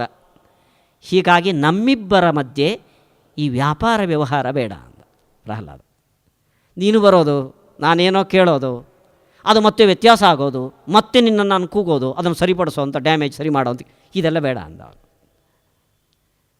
ದೇವರಂದ, ನಾನು ಬಂದಿದ್ದೇನೆ ದೇವರು, ಭಕ್ತ ನೀನು ನಿಂತಿದ್ದಿ, ವರ ಕೊಡದೆ ಹೋದರೆ ನನಗೆ ಚೆನ್ನಾಗಿ ಅನಿಸೋದಿಲ್ಲ. ನಾಡ್ದು ಜನ ಏನಂದಾದರು, ಪ್ರಹ್ಲಾದ ಬಂದು ಎದುರುಗಡೆ ದೇವರು ಬಂದು ವರ ಕೊಡದೆ ಬೆನ್ನು ಹಾಕಿ ಹೋದ ಅಂತಂತಾರೆ. ಅಂದರೆ ಏನಾದರೂ ಒಂದು ಕೇಳು ಅಂತ ಪ್ರಹ್ಲಾದ ಕೊನೆಗೆ ಹೇಳ್ದ, ದೇವರಲ್ಲಿ ವರ ಬೇಡದ. ನೀನು ವರವನ್ನು ಕೊಳ್ಳೇಬೇಕು ಅಂತಾದರೆ ನನ್ನ ಮನಸ್ಸಿನಲ್ಲಿ ನಿನ್ನ ಮುಂದೆ ಕೈ ಜೋಡಿಸಿ ನಿಂತು ಅದು ಕೊಡು ಇದು ಕೊಡು ಅನ್ನೋ ಕಾಮ ಭಾವ ನನ್ನ ಮನಸ್ಸಿನಲ್ಲಿ ಬೆಳೆಯದೇ ಇದ್ದಂತೆ ಮಾಡು. ಭಕ್ತ ದೇವರ ಜಗಳದಲ್ಲಿ ಪ್ರಹ್ಲಾದ ಗೆದ್ದ, ದೇವರು ಸೋತ. ಕೊನೆಗೂ ದೇವರ ಮುಂದೆ ವರ ಕೇಳಲಿಲ್ಲ ಪ್ರಹ್ಲಾದ. ನಿನ್ನಲ್ಲಿ ಏನಾದರೂ ಕೇಳಬೇಕು ಅನ್ನೋ ಕಾಮನೆ ನನ್ನ ಮನಸ್ಸಿನಲ್ಲಿ ಬರದೇ ಇರುವಂಥ ಭಾವವನ್ನು ನನಗೆ ಕರುಣಿಸುವಂತ. ಇದು ಪ್ರಹ್ಲಾದ ಕೇಳಿ. ಒಂದು 5 ವರ್ಷದ ಪುಟ್ಟ ಮಗು, ಒಂದು 90 ವರ್ಷದಲ್ಲಿ ನಿಂತ ಹಿರಿಯ ಮಹಿಳೆ. ಇದನ್ನು ವೇದವ್ಯಾಸರು ಭಕ್ತಿಯ ಸ್ವರೂಪದ ನಿರೂಪಣೆಗಾಗಿ ಇಟ್ಟಿದ್ದಾರೆ. ಇಂಥ ನಿಷ್ಕಾಮವಾದ ಭಾವ ಅದು ನಮಗೆ ಬರೋದು ಕಷ್ಟ. ಇದನ್ನು ಶ್ರೀಕೃಷ್ಣ ಅನನ್ಯಾಶ್ಚಿಂತಯಂತೋ ಮಾಂ ಅಂತ ಹೇಳಿದ್ದಾನೆ. ಇದು ಅನನ್ಯವಾದ ಭಕ್ತಿ. ಇದು ಈ ಭಕ್ತಿಗೆ ಭಗವಂತ ಎಷ್ಟು ತಲೆಬಾಗ್ತಾನೆ ಅಂದರೆ, ಒಂದು ಉದಾಹರಣೆ ಮಹಾಭಾರತದಲ್ಲಿ ವೇದವ್ಯಾಸರ ಅಂಬರೀಷನ ಸಂದರ್ಭ ನಿಮಗೆ ಗೊತ್ತಿರಬಹುದು. ಅಂಬರೀಷನ ಭಕ್ತಿಗೆ ಮೆಚ್ಚಿ ಭಗವಂತ ತನ್ನ ಸುದರ್ಶನ ಚಕ್ರವನ್ನು ಅವನ ಮನೆಯಲ್ಲಿ ತನ್ನ ಸಾನ್ನಿಧ್ಯಕ್ಕೋಸ್ಕರ ಅವನ ಆರಾಧನೆಗೆ ಇಟ್ಟಿರ್ತಾನೆ. ದೂರ್ವಾಸರು ಬಂದರು, ಅವರಿಂದ ತೊಂದರೆಗೊಳಗಾದ. ದೂರ್ವಾಸರು ಕೃತ್ಯಾಪ್ರಯೋಗವನ್ನು ಮಾಡಿದರು. ಅಂಬರೀಷ ಕೈ ಜೋಡಿಸಿ ಪ್ರಾರ್ಥನೆ ಮಾಡಿದ. ದೇವರ ಕೋಣೆಯಲ್ಲಿ ಪೂಜೆಗಿಟ್ಟಿದ್ದ ಸುದರ್ಶನ ಚಕ್ರ ದೂರ್ವಾಸರನ್ನು ಬೆನ್ನಟ್ಟಿತು. ಚಕ್ರದ ಹೆದರಿಕೆಯಿಂದ ದೂರ್ವಾಸರು ಬ್ರಹ್ಮ ಶಿವ ಇವರತ್ರ ಹೋದರು. ನಮ್ಮಿಂದ ಆಗಲ್ಲ ಅಂದರು ಅವರು. ಆ ಚಕ್ರದ ಒಡೆಯ ಓನರ್ ಕೃಷ್ಣ, ಭಗವಂತ ವಿಷ್ಣು, ಅವನ ಬಳಿಗೆ ಹೋದರು. ದೇವರು ಕೈ ಎತ್ತಿದ. ಅವನದೇ ಚಕ್ರ ಅದು. ಅವನು ಹೇಳ್ತಾನೆ, ಅಹಂ ಭಕ್ತಪರಾಧೀನ ಅಸ್ವತಂತ್ರ ಇವ ದ್ವಿಜ ಸಾಧುಭಿ ಗ್ರಸ್ತ ಹೃದಯ. ನಾನು ಸ್ವತಂತ್ರ, ಸರ್ವತಂತ್ರ, ಸ್ವತಂತ್ರ ಅಂತ ನನ್ನ ಭಕ್ತರು ಕೊಂಡಾಡ್ತಾರೆ. ನಾನು ಸ್ವತಂತ್ರ ಅಲ್ಲ, ನನ್ನ ಕೈಯನ್ನು ನನ್ನ ಭಕ್ತರು ಕಟ್ಟಿ ಹಾಕಿದ್ದಾರೆ. ಅಹಂ ಭಕ್ತಪರಾಧೀನ ಅಸ್ವತಂತ್ರ ಇವ ದ್ವಿಜ. ಆ ಸ್ವಾತಂತ್ರ್ಯವನ್ನು ಅವನು ಬಯಸಿ ಮಾಡಿಕೊಂಡಿದ್ದು ಭಗವಂತ. ಅದಕ್ಕೆ ಅಡಿಯಾಳಾಗಿರಬೇಕಾದ ಅವಶ್ಯಕತೆ ಅವನಿಗೇನಿಲ್ಲ. ಭಕ್ತಪರಾಧೀನ. ಆದ್ದರಿಂದ ಈ ಚಕ್ರ ನನ್ನದೇ ಆದರೂ ಅದನ್ನು ನಾನು ನನ್ನ ಭಕ್ತ ಅಂಬರೀಷನಿಗೆ ಕೊಟ್ಟಿದ್ದೇನೆ. ಚಕ್ರದಿಂದ ನಿನಗೆ ತೊಂದರೆಯಾದರೆ ಅದನ್ನು ತಪ್ಪಿಸಿಕೊಳ್ಳೋದಕ್ಕೆ ನನ್ನ ಹತ್ರ ಬರಬೇಡ, ಅಂಬರೀಷನ ಹತ್ರ ಹೋಗು. ಇದು ಭಗವಂತ ನಿನ್ನನ್ನು ಬಿಟ್ಟರೆ ಮತ್ತೊಂದಿಲ್ಲ ಅಂತ ಬಯಸಿದ ವ್ಯಕ್ತಿಗಳನ್ನು ಎಷ್ಟರ ಮಟ್ಟಿಗೆ ತಾನು ಅವರ ಜವಾಬ್ದಾರಿಯನ್ನು ಯೋಗಕ್ಷೇಮಂ ವಹಾಮ್ಯಹಂ ತನ್ನ ಅನ್ನೋದನ್ನು ನಡೆಸಿಕೊಡ್ತಾನೆ ಅನ್ನೋದಕ್ಕೆ ವೇದವ್ಯಾಸರು ಕೊಟ್ಟ ಉದಾಹರಣೆ. ನಮ್ಮ ಕರ್ನಾಟಕದ ಹರಿದಾಸ ಸಾಹಿತ್ಯ ಇದು ಭಕ್ತಿ ಸಾಹಿತ್ಯ ಅಂತಲೇ ಹೆಸರು ಪಡೆದಿರೋದು. ವಿಜಯದಾಸರ ಜೀವನದಲ್ಲಿ ಒಂದು ಘಟನೆ ಬರ್ತದೆ. ಅವರು ತಿರುಪತಿಗೆ ಹೋದರಂತೆ. ಅದು ಬ್ರಹ್ಮೋತ್ಸವದ ಸಂದರ್ಭ. ಪ್ರತಿ ಸತಿ ತಿರುಪತಿಗೆ ಹೋದಾಗ ಶ್ರೀನಿವಾಸ ದೇವರ ದರ್ಶನ ಮಾಡಿಕೊಂಡು ಬರುವರು ಅವರು. ಆದರೆ ಜರಗಂಡಿ ಅನ್ನೋ ಒತ್ತಡದಲ್ಲಿ ಅವರಿಗೆ ಅವತ್ತು ಶ್ರೀನಿವಾಸನ ದರ್ಶನ ರಾತ್ರಿ ಕೂತರೂ ಆಗಲಿಲ್ಲ. ಶ್ರೀನಿವಾಸನ ಬ್ರಹ್ಮರಥ ಬರ್ತಾ ಇದೆ. ಬ್ರಹ್ಮರಥ ಬರುವಾಗ ಒಂದು ಚೀಟಿ ಬರೆದು ಹಾಕಿದ್ರಂತೆ ಅವರು. ಇದು ನಮಗೆ ಗ್ರಂಥದಲ್ಲಿ ಸಿಗುವ ಕಥೆ ಇದು. ಆ ಚೀಟಿ ಬರುವ ಜಾಗದಲ್ಲಿ ರಥ ನಿಲ್ಲಿತು. ರಥ ನಿಲ್ತು ಎಷ್ಟು ಹೇಳಿದ್ರು ಗೋವಿಂದ ಗೋವಿಂದ ಅಂದರೂ ರಥ ಜರಗಂಡಿ ಇಲ್ಲ. ಅದು ಏನು ಅಂತ ಹುಡುಕಿ ನೋಡಿದ್ರೆ ಒಂದು ಚೀಟಿ ಸಿಕ್ತು. ಅದನ್ನು ತೆಗೆದು ಓದಿದರೆ ವಿಜಯದಾಸರು ಬರೆದಿರುವ ಒಂದು ಶ್ಲೋಕ ಅದರಲ್ಲಿ ಇತ್ತು. ಅವರು ಹೀಗೆ ಬರೆದಿದ್ದರು: ಐಶ್ವರ್ಯ ಮದಮತ್ತೋಸಿ ನ ಜಾನೀಶೇ ಮದಾಗಮಂ ಪ್ರತಿವಾದಿ ಭಯೇ ಪ್ರಾಪ್ತೆ ಮದಧೀನ ತವ ಸ್ಥಿತಿ ಅಂತ. ಶ್ರೀನಿವಾಸ, ಐಶ್ವರ್ಯ ಮದಮತ್ತೋಸಿ, ಐಶ್ವರ್ಯದ ಅಹಂಕಾರ ನಿನಗೆ ನೆತ್ತಿಗೇರಿದೆ. ನ ಜಾನೀಶೇ ಮದಾಗಮಂ, ಭಕ್ತ ನಾನು ಬಂದಿದ್ದೇನೆ, ದಿವಸದಿಂದ ಕಾಯ್ತಾ ಇದ್ದೇನೆ, ನನಗೆ ದರ್ಶನ ಕೊಟ್ಟಿಲ್ಲ. ಆದರೆ ಒಂದು ತಿಳ್ಕೊ, ನೀನು ಹೇಳಿದಂತೆ ಎಲ್ಲ ನಡೀತದೆ ಅಂತ ಅಂದ್ಕೊಂಡಿದ್ದಿ. ಪ್ರತಿವಾದಿ ಭಯೇ ಪ್ರಾಪ್ತೆ, ನಾಡಿನಲ್ಲಿ ನಾಸ್ತಿಕರು ನೀನಿಲ್ಲ ಅಂತ ಅನ್ನೋ ಸಾಧನೆ ಮಾಡಿದಾಗ ನೀನು ಇದ್ದಿ ಅಂತ ಪ್ರೂವ್ ಮಾಡೋಕ್ಕೆ ನನ್ನಂಥವರು ಬೇಕು ಹೊರತು ಇಲ್ಲದ್ರೆ ನೀನು ಪ್ರೂವ್ ಮಾಡೋಕ್ಕಾಗಲ್ಲ. ಪ್ರತಿವಾದಿ ಭಯೇ ಪ್ರಾಪ್ತೆ ಮದಧೀನ ತವ ಸ್ಥಿತಿ, ನಿನ್ನ ಸ್ಥಿತಿ ನಿನ್ನ ಇರುವೆಯು ನನ್ನ ಅಧೀನ. ಇದು ಭಕ್ತರಿಗೆ ಇರುವ ಭಗವಂತನ ಬಗ್ಗೆ ಅಚಲ ಶ್ರದ್ಧೆಗೆ ಉದಾಹರಣೆ. ಇದು ಅಹಂಭಾವ ಅಲ್ಲ, ಅಹಂಕಾರ ಅಲ್ಲ, ನಿನಗಿಂತ ನಾನು ದೊಡ್ಡವನು ಅಂತಲ್ಲ. ಇದು ಸಲುಗೆಯಿಂದ ನಾವು ಸ್ನೇಹಿತರ ಬಗ್ಗೆ ಆಡಲ್ವೇ ಮಾತು. ಭಕ್ತಿಯ ಪರಾಕಾಷ್ಠೆಗೆ ತಲುಪಿದಾಗ ಅದು ಆ ಗೌರವದ ಭಾವವನ್ನು ಸಲುಗೆ ಮಟ್ಟಕ್ಕೆ ತಂದುಬಿಡ್ತದೆ. ಅದು ಇಂಥ ಒಂದು ಆತ್ಮವಿಶ್ವಾಸ, ದೇವರ ಬಗ್ಗೆ ಕೇಳುವ ಹಕ್ಕು ಅವನಿಗೆ ಆ ಮನಸ್ಸಿನಲ್ಲಿ ಸ್ವಾಭಿಮಾನ ಅದು ಬೆಳೀತದೆ. ಅದು ಭಗವಂತನ ಚಿತ್ತಕ್ಕೆ ಬಂತು ಅನ್ನೋದಕ್ಕೆ ಸಾಕ್ಷಿ ಆ ಚೀಟಿಯ ಜಾಗದಲ್ಲಿ ರಥ ನಿಲ್ಲಿತು ಅನ್ನೋದೇ. ಶ್ರೀನಿವಾಸ ದೇವರು ಅದನ್ನು ಒಪ್ಪಿಕೊಂಡ್ರು. ಅದನ್ನು ಇದು ಭಗವಂತ ನಾವು ಅನನ್ಯವಾಗಿ ಅವನನ್ನು ಮೆಚ್ಚಿಕೊಂಡ್ರೆ ಅವನು ನಮ್ಮನ್ನು ಬಿಡೋದಿಲ್ಲ ಅನ್ನೋದಕ್ಕೆ ಕೆಲವು ಉದಾಹರಣೆಗಳು ಇವು. ಭಾಗವತದಲ್ಲಿ ಒಂದು ಮಾತು ಬರ್ತದೆ. ಇದು ಉದ್ಧವನಿಗೆ ಕೃಷ್ಣ ಹೇಳುವ ಮಾತು, ತನ್ನ ಭಕ್ತಪ್ರಿಯತೆಯನ್ನು ಸಾರುವಂಥದ್ದು. ಅನೌವ್ರಜಾಮ್ಯಹಂ ನಿತ್ಯಂ ಪೂಯೇಯೇತ್ಯಂಘ್ರಿರೇಣುಭಿ ಅಂತ. ನನ್ನ ಭಕ್ತನ ಹಿಂದುಗಡೆ ನಾನು ಹೋಗ್ತೇನೆ, ಮುಂದುಗಡೆ ಹೋಗಲ್ಲ. ಯಾಕೆ ಅಂದರೆ ಅನುವ್ರಜಾಮಿ ಅಂದರೆ ಭಕ್ತ ಮುಂದೆ ಇರ್ತಾನೆ, ಅವನ ಹಿಂದುಗಡೆ ನಾನಿರ್ತೇನೆ. ಅನುವ್ರಜಾಮ್ಯಹಂ ನಿತ್ಯಂ ಪೂಯೇಯ ಇತಿ ಅಂಘ್ರಿರೇಣುಭಿ. ಇದು ಸ್ವಲ್ಪ ವಿಚಿತ್ರವಾಗಿ ಕಾಣಿಸ್ತದೆ. ಇಲ್ಲಿ ಭಗವಂತನ ಭಕ್ತನ ಮೇಲಿನ ಒಂದು ತಾದಾತ್ಮ್ಯ ಎಷ್ಟರ ಮಟ್ಟಿಗೆ ಬೆಳೆದಿದೆ ಅನ್ನೋದಕ್ಕೆ ತುಂಬ ಸುಂದರವಾದ ಒಂದು ಉದಾಹರಣೆ ಇದು. ಆದರೆ ಮೇಲ್ಮೈಗೆ ಈ ಅರ್ಥ ಕಾಣಿಸೋದಿಲ್ಲ. ಭಕ್ತ ಮುಂದಕ್ಕೆ ಹೋದರೆ ಅವನ ಹಿಂದುಗಡೆ ನಾನು ಬರ್ತೇನೆ ಅಂತ. ಯಾಕೆ ಹಿಂದುಗಡೆ ಬರ್ತೇನೆ, ನಾನು ಮುಂದುಗಡೆ ಯಾಕೆ ಹೋಗಲ್ಲ ಅಂದರೆ, ನನ್ನ ಪಾದ ಧೂಳಿಯಿಂದ ಭಕ್ತ ಪವಿತ್ರನಾಗಲಿ ಅನ್ನೋ ಕಾರಣದಿಂದ ನಾನು ಅನುವ್ರಜಾಮಿ ಅಂತ. ನೋಡೋದಕ್ಕೆ ಇದು ವಿಚಿತ್ರ ಕಾಣಿಸುತ್ತೆ. ದೇವರ ಪಾದ ಧೂಳಿಯಿಂದ ಭಕ್ತ ಪವಿತ್ರ ಆಗಬೇಕಾದ್ರೆ, ಬಸ್ಸಿನ ಧೂಳಿನ ಅಭಿಷೇಕ ನಮಗೆ ಬರಬೇಕಾದ್ರೆ ಬಸ್ಸಿನ ಹಿಂದೆ ಓಡಬೇಕು, ಮುಂದೆ ಅಲ್ಲ ನಾವು. ಹಾಗೆ ದೇವರ ಪಾದ ಧೂಳಿಯಿಂದ ಭಕ್ತ ಪವಿತ್ರ ಆಗಬೇಕಾದರೆ ದೇವರು ಮುಂದೆ ಇರಬೇಕು, ಭಕ್ತ ಹಿಂದುಗಡೆ ಹೋಗಬೇಕು. ಆದರೆ ದೇವರಂತಾನೆ, ಕೃಷ್ಣ ಅಂತಾನೆ, ಭಕ್ತನನ್ನು ಪವಿತ್ರೀಕರಿಸೋದಕ್ಕೋಸ್ಕರ ಭಕ್ತನನ್ನು ಮುಂದೆ ಬಿಟ್ಟು ನಾನು ಅವನ ಹಿಂದುಗಡೆ ನಡೀತೀನಿ ಅಂತ. ಇದರ ಅರ್ಥ ಏನು ಅಂದರೆ, ನಾನು ಮುಂದುಗಡೆ ಹೋಗಿ ಭಕ್ತನನ್ನು ಹಿಂದುಗಡೆ ನಡ್ಕೊಂಬಂದರೆ ನನ್ನ ಪಾದ ಧೂಳಿಯನ್ನು ಅವನು ಮೆಟ್ಟಿ ನಡೆದ ಪಾಪಕ್ಕೆ ಗುರಿಯಾಗ್ತಾನೆ. ಆ ಪಾಪ ಬರೋದು ಬೇಡ ಅನ್ನೋ ಕಾರಣದಿಂದ ನನ್ನ ಭಕ್ತನ ಹಿತದೃಷ್ಟಿಯಿಂದ ನನ್ನ ಪಾದಧೂಳಿ ಅವನು ತೊಳೆಯದೇ ಇರಲಿ, ಅವನಿಗೆ ಪುಣ್ಯ ವೃದ್ಧಿಯಾಗಲಿ ಅನ್ನೋ ಕಾರಣಕ್ಕೋಸ್ಕರ ಅವನ ಹಿಂದುಗಡೆಯಿಂದ ಬರ್ತೀನಿ ನಾನು ಅಂತ. ಇದು ಭಗವಂತ ತನ್ನ ಭಕ್ತನ ಮೇಲೆ ತಾನು ತೋರುವ ಔದಾರ್ಯ, ಇದು ಸ್ವೇಚ್ಛೆಯಿಂದ.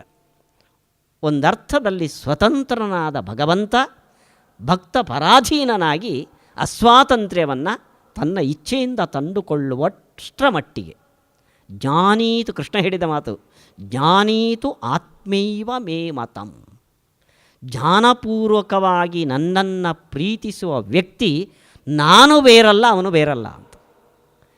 ಇಷ್ಟರ ಮಟ್ಟಿಗೆ ಭಕ್ತಿಗೆ ಪ್ರಾಶಸ್ತ್ಯವನ್ನು ಭಗವಂತ ಕೊಟ್ಟಿದ್ದಾನೆ.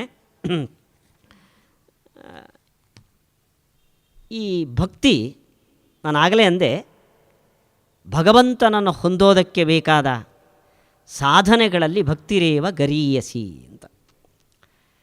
ಇದರ ಬಗ್ಗೆ ಒಂದು ರೋಚಕವಾದ ವಿಶ್ಲೇಷಣೆ ಭಾಗವತದಲ್ಲಿ ಇದೆ. ಭಕ್ತಿಯಿಂದ ದೇವರನ್ನು ಹೊಂದೋದು ಹೇಗೆ ಅಂತ. ಭಕ್ತಿಯಿಂದ ದೇವರನ್ನು ಹೊಂದೋದು ಅಂದರೆ ಅದು ಒಂದು ರೀತಿಯ ಯಾಂತ್ರಿಕವಾದ ಪ್ರಕ್ರಿಯೆ, ಹಾಗೆ ನಿರೂಪಣೆ ಇದೆ ಭಾಗವತದಲ್ಲಿ. ಅಂದರೆ ಭಕ್ತಿ ಇದ್ದಾಗ ಸ್ನೇಹ, ಗೌರವ ಇವೆರಡು ಇನ್ನಿಲ್ಲದ ಸ್ನೇಹ ಇದ್ದಾಗ ನಿರಂತರ ಆ ವಸ್ತು ನಮಗೆ ಬರ್ತದೆ ಮನಸ್ಸಿನಲ್ಲಿ.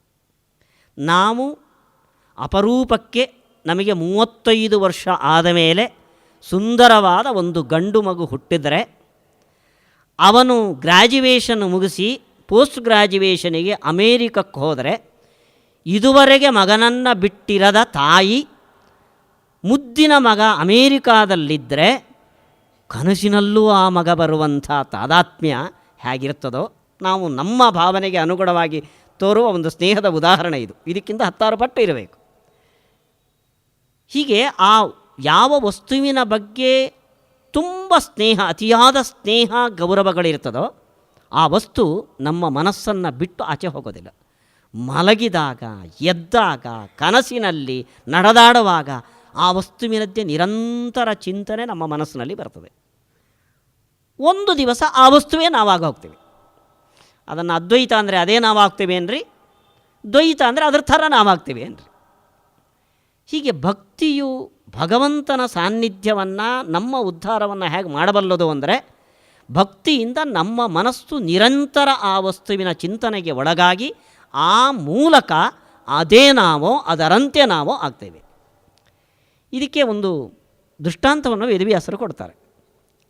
ಕೀಟ ಪೇಶಸ್ಕೃತ ರುದ್ಧ ಕುಡ್ಯಾಂ ತೇನ ಪ್ರವೇಶಿತ ಅಂತ.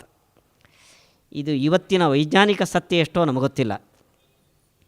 ನಮ್ಮ ಪ್ರಾಚೀನರು ಕಂಡುಕೊಂಡ ಒಂದು ತತ್ವ, ದುಂಬಿ ತಾನು ಒಂದು ಹುಳುವನ್ನು ತಂದು ಮನೆಯ ಗೋಡೆಯಲ್ಲಿಟ್ಟು ಅದರ ಸುತ್ತಲೂ ಮಣ್ಣಿನ ಕವಚವನ್ನು ನಿರ್ಮಿಸಿ ಪ್ರತಿದಿನ ಅದಕ್ಕೊಂದು ತೂತು ಮಾಡಿ ಗೊಯ್ ಅಂತ ಅದರ ಮುಂದೆ ಶಬ್ದ ಮಾಡುತ್ತಂತೆ.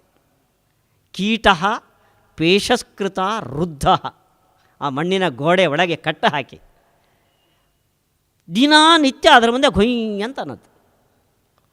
ಆ ಒಳಗಡೆ ಇರುವ ಹುಳ ಅದಕ್ಕೆ ದುಂಬಿಯನ್ನು ನೋಡಿದ ಕೂಡಲೇ ಹೆದರಿಕೆ ಆಗಿತ್ತು.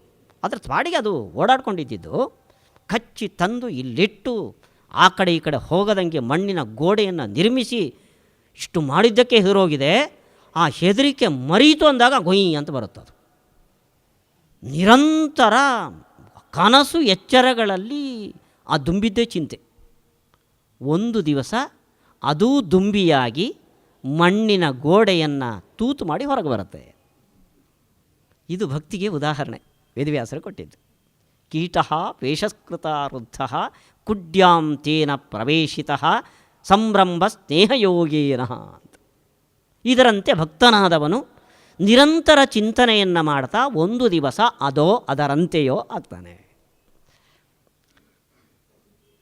ಈ ಭಕ್ತಿಯ ಕಾನ್ಸೆಪ್ಟನ್ನು, ಭಕ್ತಿಯ ಒಂದು ವಿಚಾರಧಾರೆಯನ್ನು ಯಾಂತ್ರಿಕವಾಗಿ ನಾವು ನಮ್ಮ ಉದ್ಧಾರಕ್ಕೆ ಕಾರಣ ಅಂತ ನಾವು ಇಟ್ಟುಕೊಂಡಾಗ, ನಿರಂತರ ಚಿಂತನೆಗೆ ಒಳಗಾಗುವ ಕಾರಣದಿಂದ ಯಾವುದರ ಬಗ್ಗೆ ನಾವು ಚಿಂತನೆ ಒಳಗಾಗ್ತೇವೋ ಆ ವಸ್ತು ಆಗ್ತೇವೆ ನಾವು ಅನ್ನೋ ಥಿಯರಿ ಅನ್ನೋ ಒಂದು ತತ್ವವನ್ನು ನಾವು ಇಟ್ಕೊಂಡ್ರೆ ಭಕ್ತಿ ಮಾತ್ರ ಅಲ್ಲ, ದೇವರ ಪ್ರಾಪ್ತಿಗೆ ಸಾಧನವಾದ್ದು ಇನ್ನಷ್ಟು ಭಾವಗಳಿದೆ. ವೇದವ್ಯಾಸರು ಅದನ್ನು ಲೆಕ್ಕಾಚಾರ ಹಾಕ್ತಾರೆ. ಕಾಮಾತ್, ಸ್ನೇಹಾತ್, ಭಯಾತ್, ದ್ವೇಷಾತ್ ಯಥಾ ಭಕ್ತ್ಯಾ ಈಶ್ವರೇ ಮನಃ ಆವೇಶ್ಯ ತದಘಂ ಹಿತ್ವಾ ಬಹವಃ ತದ್ಗತಿಂ ಗತಾಃ. ಈ ಏಕಾಗ್ರತೆಯ ಚಿಂತನೆ ಜ್ಞಾನಪೂರ್ಣವಾದ ಸ್ನೇಹದಿಂದ ಅರ್ಥಾತ್ ಭಕ್ತಿಯಿಂದ ಹೇಗೆ ಬರೋಕ್ಕೆ ಸಾಧ್ಯವೋ ಹಾಗೆ ಕಾಮಾತ್, ಒಂದು ಹೆಣ್ಣು ಅಥವಾ ಒಂದು ಗಂಡು ವಯಸ್ಸಿಗೆ ಬಂದಾಗ ತಾನು ಬಯಸಿದ ಹೆಣ್ಣಿನ ನಿರಂತರ ಚಿಂತನೆಯಲ್ಲಿ ತೊಡಗುವಂತೆ ಕಾಮಭಾವವನ್ನು ಇಟ್ಟು ಭಗವಂತನನ್ನು ನಿರಂತರ ಚಿಂತನೆ ಮಾಡಿದರೆ, ಉದಾಹರಣೆಗೆ ಗೋಪಿಯರು, ಅವರು ಒಂದು ದಿವಸ ತಮ್ಮ ಆತ್ಮೋದ್ಧಾರವನ್ನು ಪಡೀತಾರೆ, ಕೃಷ್ಣನ ಸಾರೂಪ್ಯವನ್ನು ಸಾಯುಜ್ಯವನ್ನು ಪಡೀತಾರೆ. ಭಯಾತ್, ಒಂದು ವಸ್ತುವಿನ ಬಗ್ಗೆ ಹೆದರಿಕೆ ಇದ್ದರೆ ನಿರಂತರ ಚಿಂತನೆ ಆ ವಸ್ತುವಿನ ಬಗ್ಗೆ ನಮ್ಮ ಮನಸ್ಸು ನಡೆಸ್ತದೆ, ಇದು ನಮ್ಮ ಆತ್ಮೋದ್ಧಾರಕ್ಕೆ ಕಾರಣವಾಗಬಹುದು. ದ್ವೇಷಾತ್, ಒಂದು ವಸ್ತುವನ್ನು ನಾವು ಎಷ್ಟು ಪ್ರೀತಿಸ್ತೇವೋ ಅಷ್ಟೇ ಮಟ್ಟದ ದ್ವೇಷವನ್ನು ಇಟ್ಟುಕೊಂಡಾಗಲೂ ಆ ವಸ್ತು ನಮ್ಮ ಮನಸ್ಸಿಗೆ ಅಂಟುತ್ತೆ. ಹೀಗೆ ದೇವರನ್ನು ಪಡೆಯೋದಕ್ಕೆ ಭಕ್ತಿ ಹೇಗೆ ಸಾಧನನೋ, ಕಾಮ, ಭಯ, ದ್ವೇಷಗಳು ಸಾಧನ. ಇದು ವೇದವ್ಯಾಸರ ನಿರೂಪಣೆ. ಇದು ಇಷ್ಟನ್ನು ಹೇಳಿ ಇದಕ್ಕೊಂದೊಂದು ಉದಾಹರಣೆ ಕೊಡ್ತಾರೆ. ಎಕ್ಸಾಂಪಲ್, ಉದಾಹರಣೆ. ಕಾಮಾದ್ ಗೋಪ್ಯ, ಕಾಮಭಕ್ತಿಯಿಂದ ಕಾಮದ ನಿರಂತರತೆಯಿಂದ ದೇವರ ಸಾನ್ನಿಧ್ಯವನ್ನು ಪಡೆದು ಉದ್ಧತರಾದವರು ಗೋಪಿಯರು. ಭಯಾತ್ ಕಂಸಃ, ಭಯದಿಂದ ಆತ್ಮೋದ್ಧಾರವನ್ನು ಪಡೆದವನು ಕಂಸ. ದ್ವೇಷ ಅಲ್ಲ ಅವನಿಗೆ. ಕಂಸನಿಗೆ ಕೃಷ್ಣನಲ್ಲಿ ದ್ವೇಷಕ್ಕಿಂತ ಹೆಚ್ಚು ಭಯ ಇತ್ತು. ಯಾಕೆ ಅಂದರೆ ಕೃಷ್ಣ ಹುಟ್ಟಿದ್ದೇ ನನ್ನನ್ನು ಕೊಲ್ಲೋಕ್ಕೋಸ್ಕರ ಅಂತ ಮೊದಲಿಂದ ಗೊತ್ತಿತ್ತು ಅವನಿಗೆ.